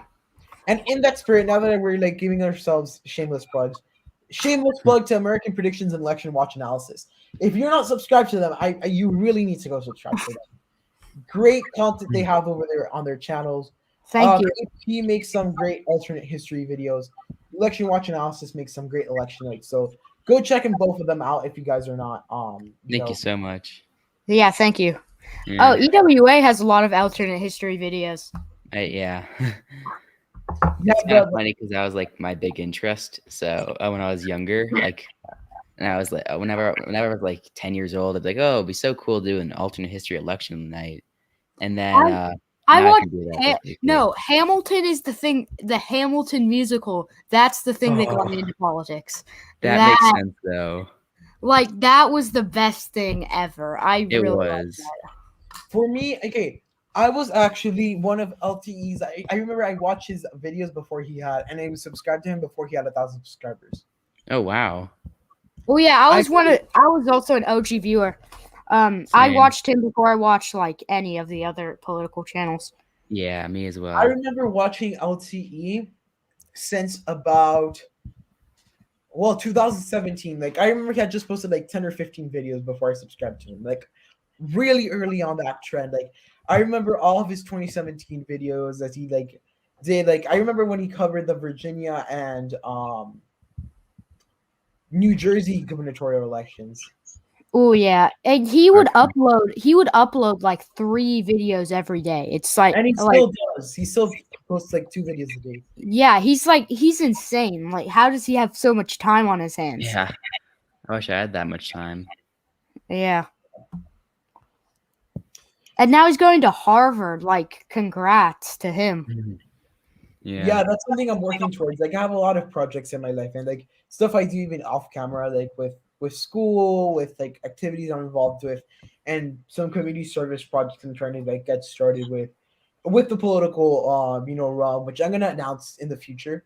Like one of my goals is to get probably to like a Harvard or Yale or UPenn, and I know that I'm capable of doing it. And this is a great medium to like reach more people and help the community. I think that the election prediction community is such a good place to not only help people understand more about the system, but help people to get more interested in in the civic environment. I think that with the present age of the American youth, a lot of the interest and a lot of those things have been lost in politics, and people just like, oh, whatever, I might just go vote because this person told me so. But I think it's important for people to find the real meanings politically in the U.S., and I think this is a great way to reach more people like that. Oh yeah, I agree. totally. You've been doing a lot of great work in that area, Purple Political Talk, especially in helping other channels grow, which I really appreciate as a smaller channel myself. Oh Right. yeah, thank you. I was there too. I remember when I had like 100 subscribers, and it was the slowest period of my life. But then once you start like growing, and I had support from people like UEP. UEP is like one of my longtime friends. Go subscribe to UEP if you're not yet. So unbiased election predictions. We literally have the same subscriber count, and we grew our channels together, and we become such great friends. We talk every day. We collab behind the scenes, working on some projects. So I think it's interesting. I remember Yeah. when I was at like 10 subscribers, and I thought it was like the biggest political channel. That was Yeah, I can I relate really to can't that. wait for the midterms either. I think it's going to be interesting. Matthew, I haven't met UEP in person because he lives in California. I live in Florida, so not yet, but maybe in the future. That's probably something that could happen. me and EWA could actually beat UEP. Yeah, we could. Yeah, if we could beat That'd each be other. interesting. Yeah, We should have a political meetup. yeah, that'd be fun. That would be cool. And I think doesn't EP official live in California? Oh yeah, he does too. Well, I have a question to people in the chat. When did you guys first subscribe to me, or when did you guys first watch my videos? Oh, I found you off UEP. Same. When you were at like 1K subs, I subscribed to you. Interesting. Yeah, same for me. Like the election prediction community just blows up when there's a election going on. Like in 2024, like we're probably just gonna all the whole election prediction community is just gonna blow up. Yeah, I think Well, so as well. that's gonna happen as long as people continue to post and continue to like grow their channels. Like I remember I had to take a break just because it's so much work. Like especially like when you combine it with school. And I don't want to like really like leave you guys in the dust, right? Because Yeah. I kind of feel bad for doing that for like 6 months because I just had to. So like I'm gonna come up with an uploading schedule, kind of organizing myself so I can give you guys the best content, right? Highest quality content, and regularly, because it's important to keep the community growing and keep the community, Oh out yeah, there. for sure. Yeah. Yeah. Stimulus program is giving homeowner. Let's remove this spammer.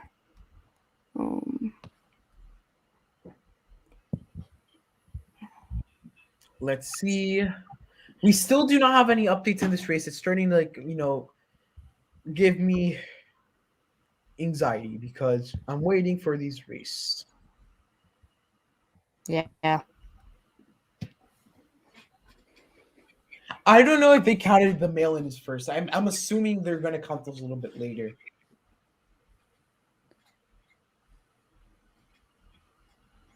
Okay.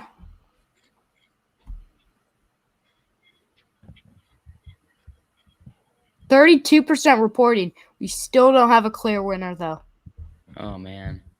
I think what they're realizing is that the turnout might be lower, so that's why we haven't seen any updates, and then we're getting more more votes, I guess. Yeah.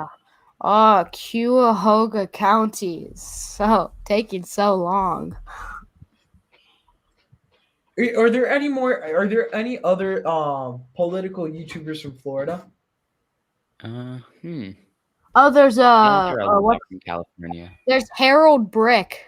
That guy is from That's true. Yeah, Harold Brick is from Florida, I guess. Yeah, meet up between Harold Brick and Purple Political Talk. LTE is the only person. Like Maryland is such a random state that you can be from. Yeah. Well, not really, because politically, Maryland and Virginia have big implications because it's right around DC. Oh yeah. Yeah. Then it's interesting that California has it. It has a lot of them just because it is a big state, so it does make sense. Yeah, you got political predictions and analysis, EWA, elections and politics. Me, there's just EP official. EP You got official. there's just so many to choose. Yeah, there's so many of us. Yeah, we should really have a meetup. That'd be so funny because you have like 50% of the election prediction community just in like just in California. Then you have like politics made simple. Or you should have like by region. So you have like all the Midwestern YouTubers meet up. And then you have like the Western ones and then the Southern ones and the Northeastern ones. Yeah. That's pretty interesting. Looking at the results that we have right now, Cuyahoga County, nothing more. I mean, right now, Nina Turner is doing a little bit better, but we're still seeing Shantel Brown with that lead. 40,000 votes right now. I mean, if we're at 30%, we should be expecting a turnout of around 120,000 votes. Not impossible for a Nina Turner to win, but she's going to have to do very well in Cuyahoga County. Yeah. I think it's so interesting how you go. Oh, you can. Yeah, you can go. All right. I think it's interesting how little of an impact Summit County is actually having. They have 100% of their vote in, and they're only making just a small dent in the result. As we can see so far, it looks like in Cuyahoga County, basically it's almost the exact margin right now between that. The only difference is like Nina Turner's up by about 1%, and Shantel Brown's down about just under 1%. So Summit County is having a very small impact. Yeah. Oh yeah, Matthew. Summit County has circa 6,500 votes, right? 100% reporting. We only have 25% of the vote reporting in Cuyahoga County, and that's around 30,000 votes. So we should be looking at a turnout of around 120,000 votes from Cuyahoga County, and then another 6,000. So probably circa 110 to 130,000 is what we're looking at for turnout for this race. Okay. I think that two things are happening. One, we are just waiting for some mail-in ballots, and then there's actually nothing more. Although I do think that we might actually be looking at slower counting that just generally happens in Ohio, especially in Cuyahoga County.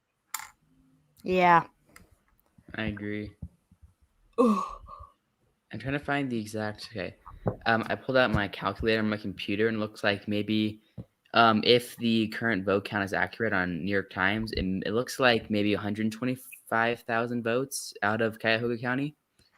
So that's the 6,000. So we're looking ballpark if it's right, and then the proportions are right. Because who knows? Maybe the precincts reportings have changed.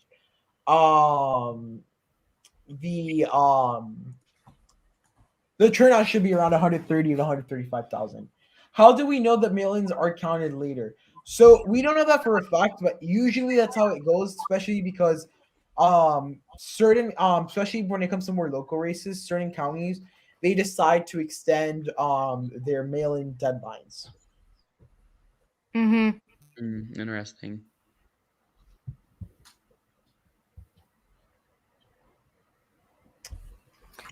Matthew Tor says Andrew Yang is what got me into politics. That makes sense. He was my little brother's preferred candidate in 2020, which I just kind of. Oh yeah. My dad supported Andrew Yang. Were you guys part of the Yang gang?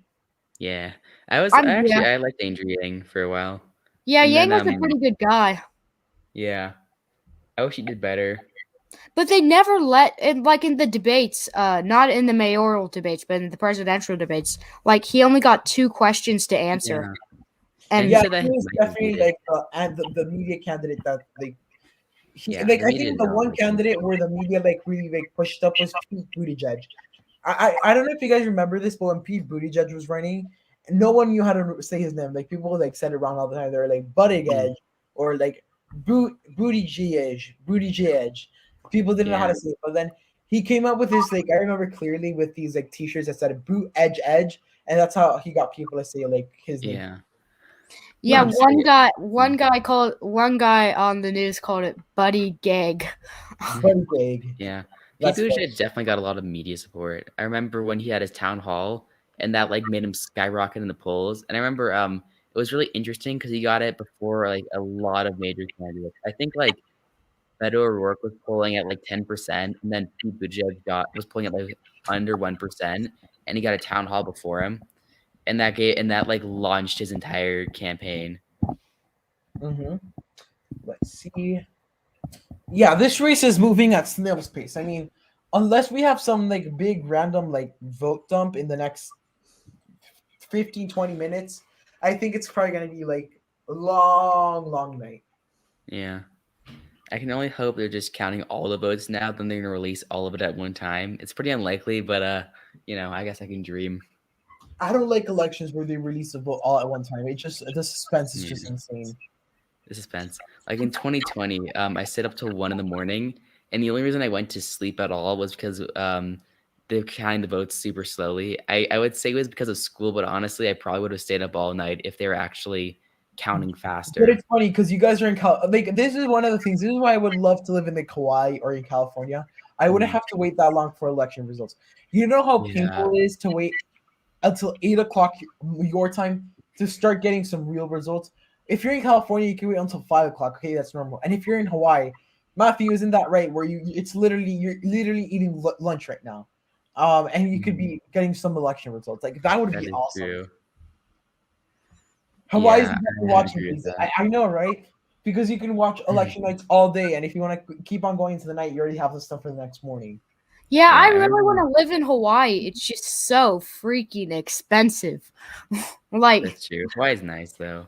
yeah, it's a nice state to probably visit, recommend. but to live in, it's just so expensive. Yeah, Hawaii is California is I haven't definitely been one to there. talk though. I haven't been to Hawaii, but I really want to go there. But I think that one of the most like my bucket list state is I want to go to a bunch of states, but for some reason I really want to go to Wyoming. I want to go to Yellowstone. I want to go to Yeah. Jackson Hole. Yeah, I'm really partial to rural parts of America just because they're so calm. Like, Yeah. they're Oh yeah. like, very nice, and everyone's usually like everyone's very like a lot of people are very political there, or actually no, they're not very political at all. They're actually they're pretty chill, and they're usually pretty nice. This weekend, I went to a rural area in Washington, and it was super nice. Yeah. Like, Buckeye politics in the chat. oh, let's go. Buckeye's very underrated. I'm gonna be honest. Yeah. What is your guys' election night tradition? Like, do you do anything special? I know that in my family, election night tradition is you make burgers and then you just watch election night results like on CNN, or like if last year you would pretty much just watch me do my analysis. My dad in the morning, my dad just turns on the news, and then we all have to be quiet.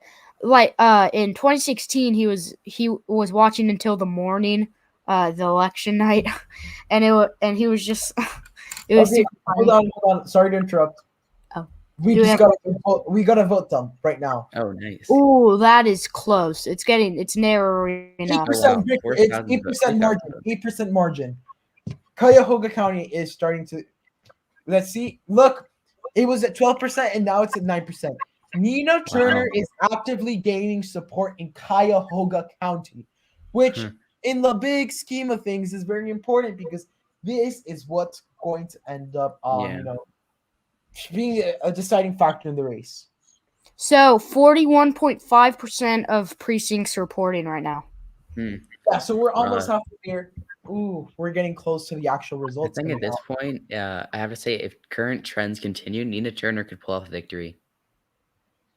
She could, but I do think that, let's do the math though. At the rate that she's gaining votes, which we don't have no way to see this. Yeah, The way that get more in gaining detail. she's gaining votes. Okay, in this vote them that was like 6,000 votes, she gained 1 percentage point, right? How much of the so that's I think it's possible for a Nina Turner victory, but I still do think that it's still more likely to see a Shantel Brown victory. Yeah. Let's check She's betting only odds. about 0.5% every vote dump, so I don't have like the exact numbers, but yeah, it'd be nice to see the exact numbers, but I definitely she'd have to gain at a bigger rate. This is ridiculous. So even though Nina Turner is actively gaining support, Shantel Brown has 99% of what? That's fun. That's actually pretty funny to me. And then they have the betting odds were right now out of if you had $1.02, you could get 99 shares for Shantel Brown and 3 cents for three sets for Nina Turner. Mm. This is pretty Wow. ridiculous. That's funny. Imagine all Man. people who would lose money if Nina Turner pulled off a victory. A lot of Okay. people are gonna gain a bunch of money if she pulls off the victory. Yeah. Imagine buying these cheap things, 3 cents. You can buy get 98 cents. Wait, Yeah. wait, you everyone lose? will bet. If you lose, you lose your money, right? If you win, I you think get so. your money and whatever else was not betted, right? Oh, did Wasserman called it? Oh, let's see how it goes. He just called for ooh. I'm getting pretty tired. I mean, What's this guy's name? I forget. Wasserman what? Dave Wasserman. Dave Wasserman, the I've seen enough guy, called it for Brown.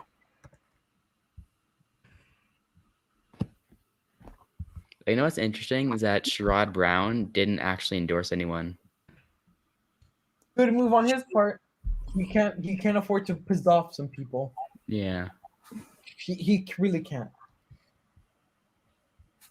Yeah, he can't endorse anybody. Like if he screws up, I think if he does one thing that's stupid, he's vulnerable in 2024. Yeah. That's all I'm gonna say. Oh wow, yeah. Dave Wasserman called it for Shantel Brown, and he's usually pretty accurate. So that means that it could be interesting. Let's see what I wouldn't be Nate's surprised. saying. Let me follow him on Twitter. I did not know who he was. At this point, I'm not surprised. I really can see Shantel Brown end up winning this race. I wish we could see precincts and see where the votes are missing, but with what we have right now, I mean, still a 9-point lead, and we have a lot of the votes missing. So it's not 100% like a given at this point, but Decision just called it for Nina Turner. I mean, what's her name? Shantel Brown. Decision desk. Wow. Yeah, Decision just called it. Well, Decision desk usually is dead. Man. They've called some states pretty early. I remember they called Florida like at 8:30. But they were right, which is, I guess, to their credit. Imagine if Nina Turner wins. What's that gonna? It'd be really funny to see Nina Turner winning. To be honest, like that would just be that'd be really funny. Yeah, everybody would just be shocked. That'd be funny. Yeah. Oh yeah, we have a lot of Turner gang. We need a Turner nickname for Nina Turner squad. Turner turnout. I don't know. Turner turnout. That's funny. Turner. Yeah, I think in 2024, if my channel is big enough, I definitely want to do something like you did, Purple Political Talk, and go live. Yeah, I love going live for elections. It's just so fun. For the midterms, I'm going live, and hopefully by then I have my studio. I think I will have by then, based on where the project is going, and that's going to be so much fun. And like I hope to have do something like what they do on CNN with like panels and stuff, and you have like people chiming in little by little. So, that'd be really cool. People are calling the race for Brown. I'm not 100% comfortable with doing that just yet because we still have that vote from Cuyahoga County. Yeah, there's still so much vote to be left in Cuyahoga County. Only 32.2% of precincts reporting. So I think it's a little premature to already call it for But Brown. let's think about it like this. It's a 4,000 vote, right? We need 4,000 votes to win the race, right? If you're a Tina Turner, right? So if we have 32% of the precincts reporting, those 4,000 votes, when everything's said and done, turns into like 17, 18,000 votes difference. So that's going to be probably the margin if things stand like how they are right now. I think it could be hard for Nina Turner to actually win the race. I Yeah. think it's an uphill battle for her, but I wouldn't count out Turner yet just because we have so much left to vote, but it's definitely an uphill battle, and I think Shantel Brown has the undeniable edge.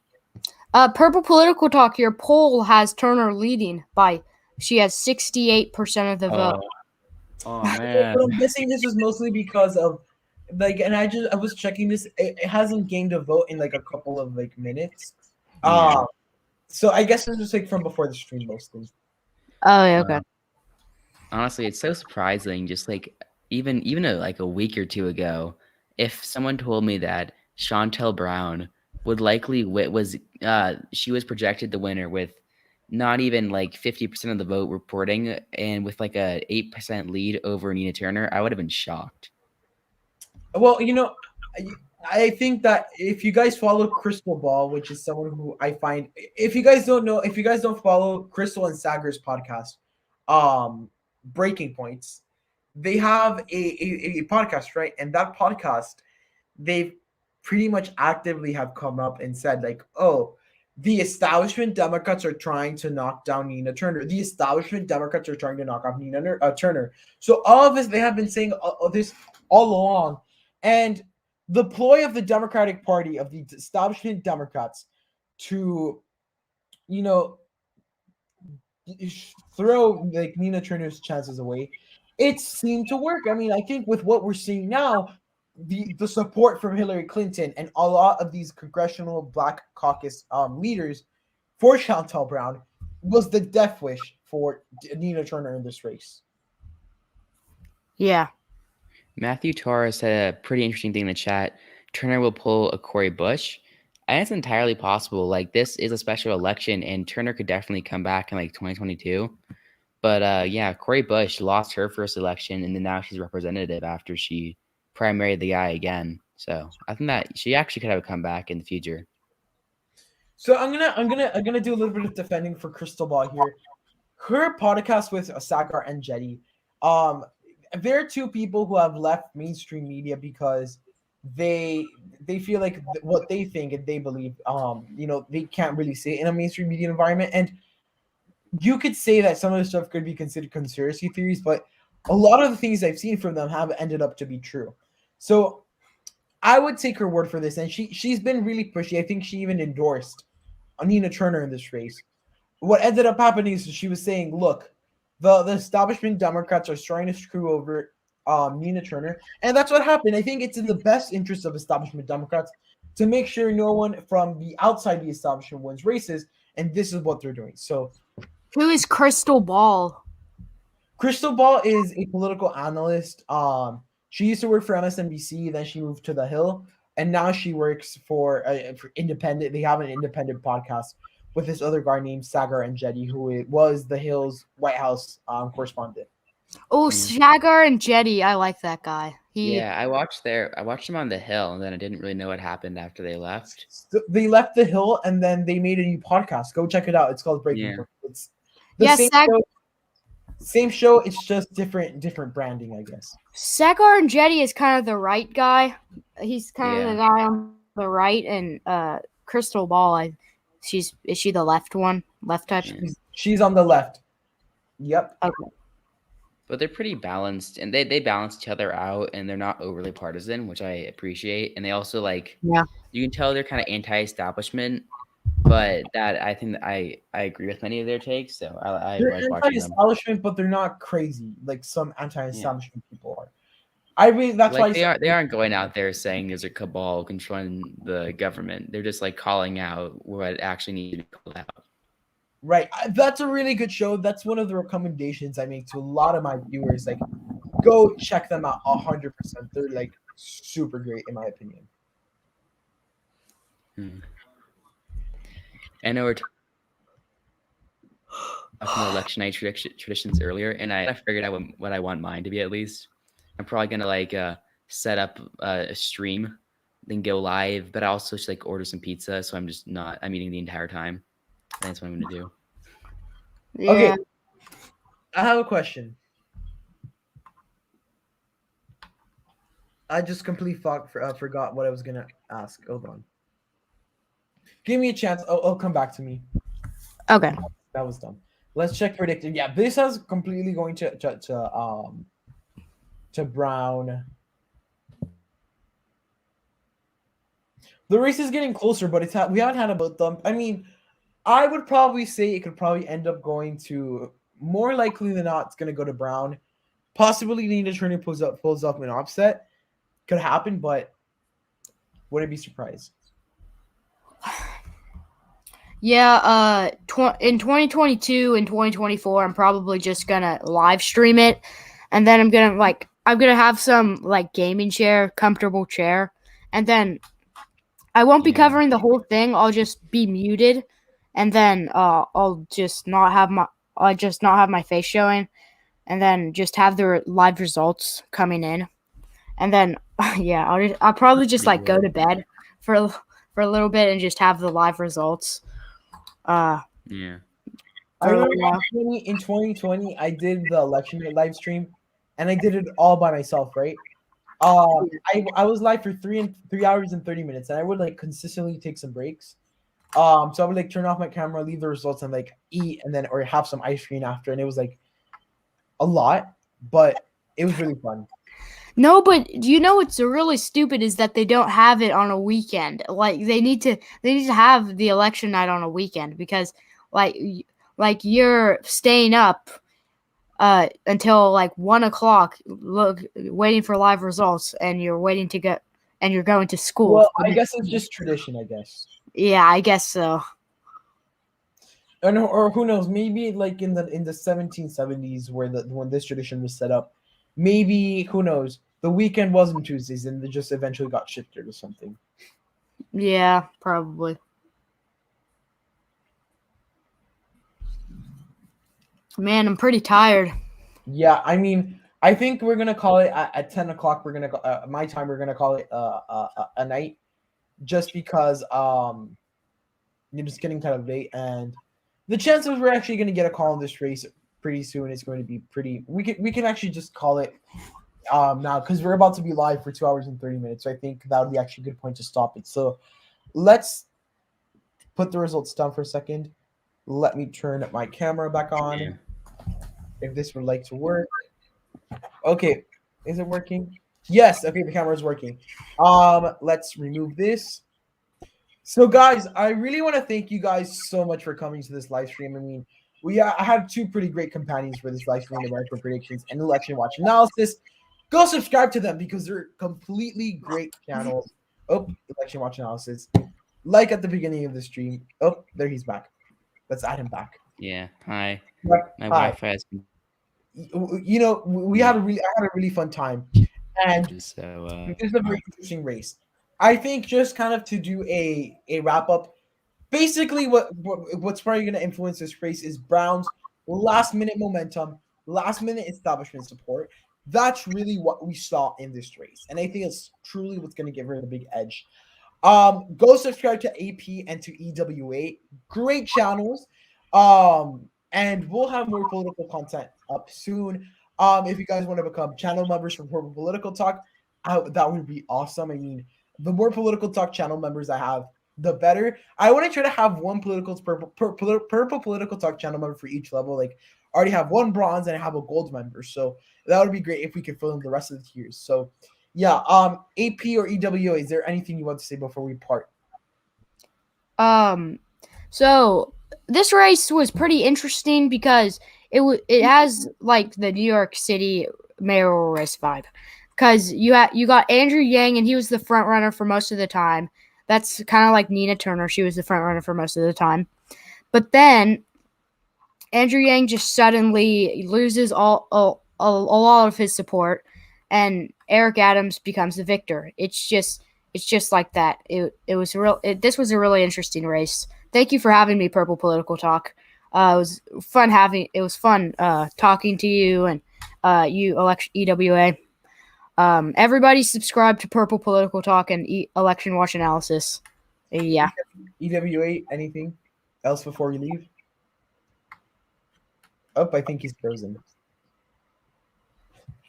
Okay, so EWA is frozen, and I think his internet is down. So I guess we can wait on him, but I think he might be back. But he still is kind of frozen. But anyways, guys, I want to thank you guys. So I think he's back. Let's see. EWA. All right. I'm back. Okay. Anything else before we leave? Thanks for having me on this. To cover.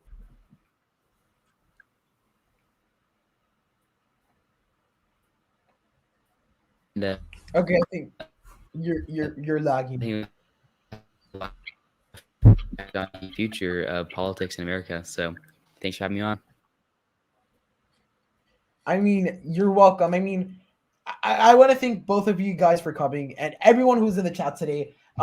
Just for the people I've seen a lot: Political Playground, AA, Merrick, Bordon, Matthew Tor, Politics Made Simple, Matthew Watson, Tommy D, Politics Made Simple, Brown Wolf.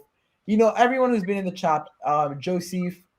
We've seen a lot of cool people come in today. So also want to thank you guys for coming today. If you're not yet subscribed to the channel, what are you doing? Subscribe to all of our channels. And it's been a really good live stream. So I want to thank you guys so much for watching. And hold on. Good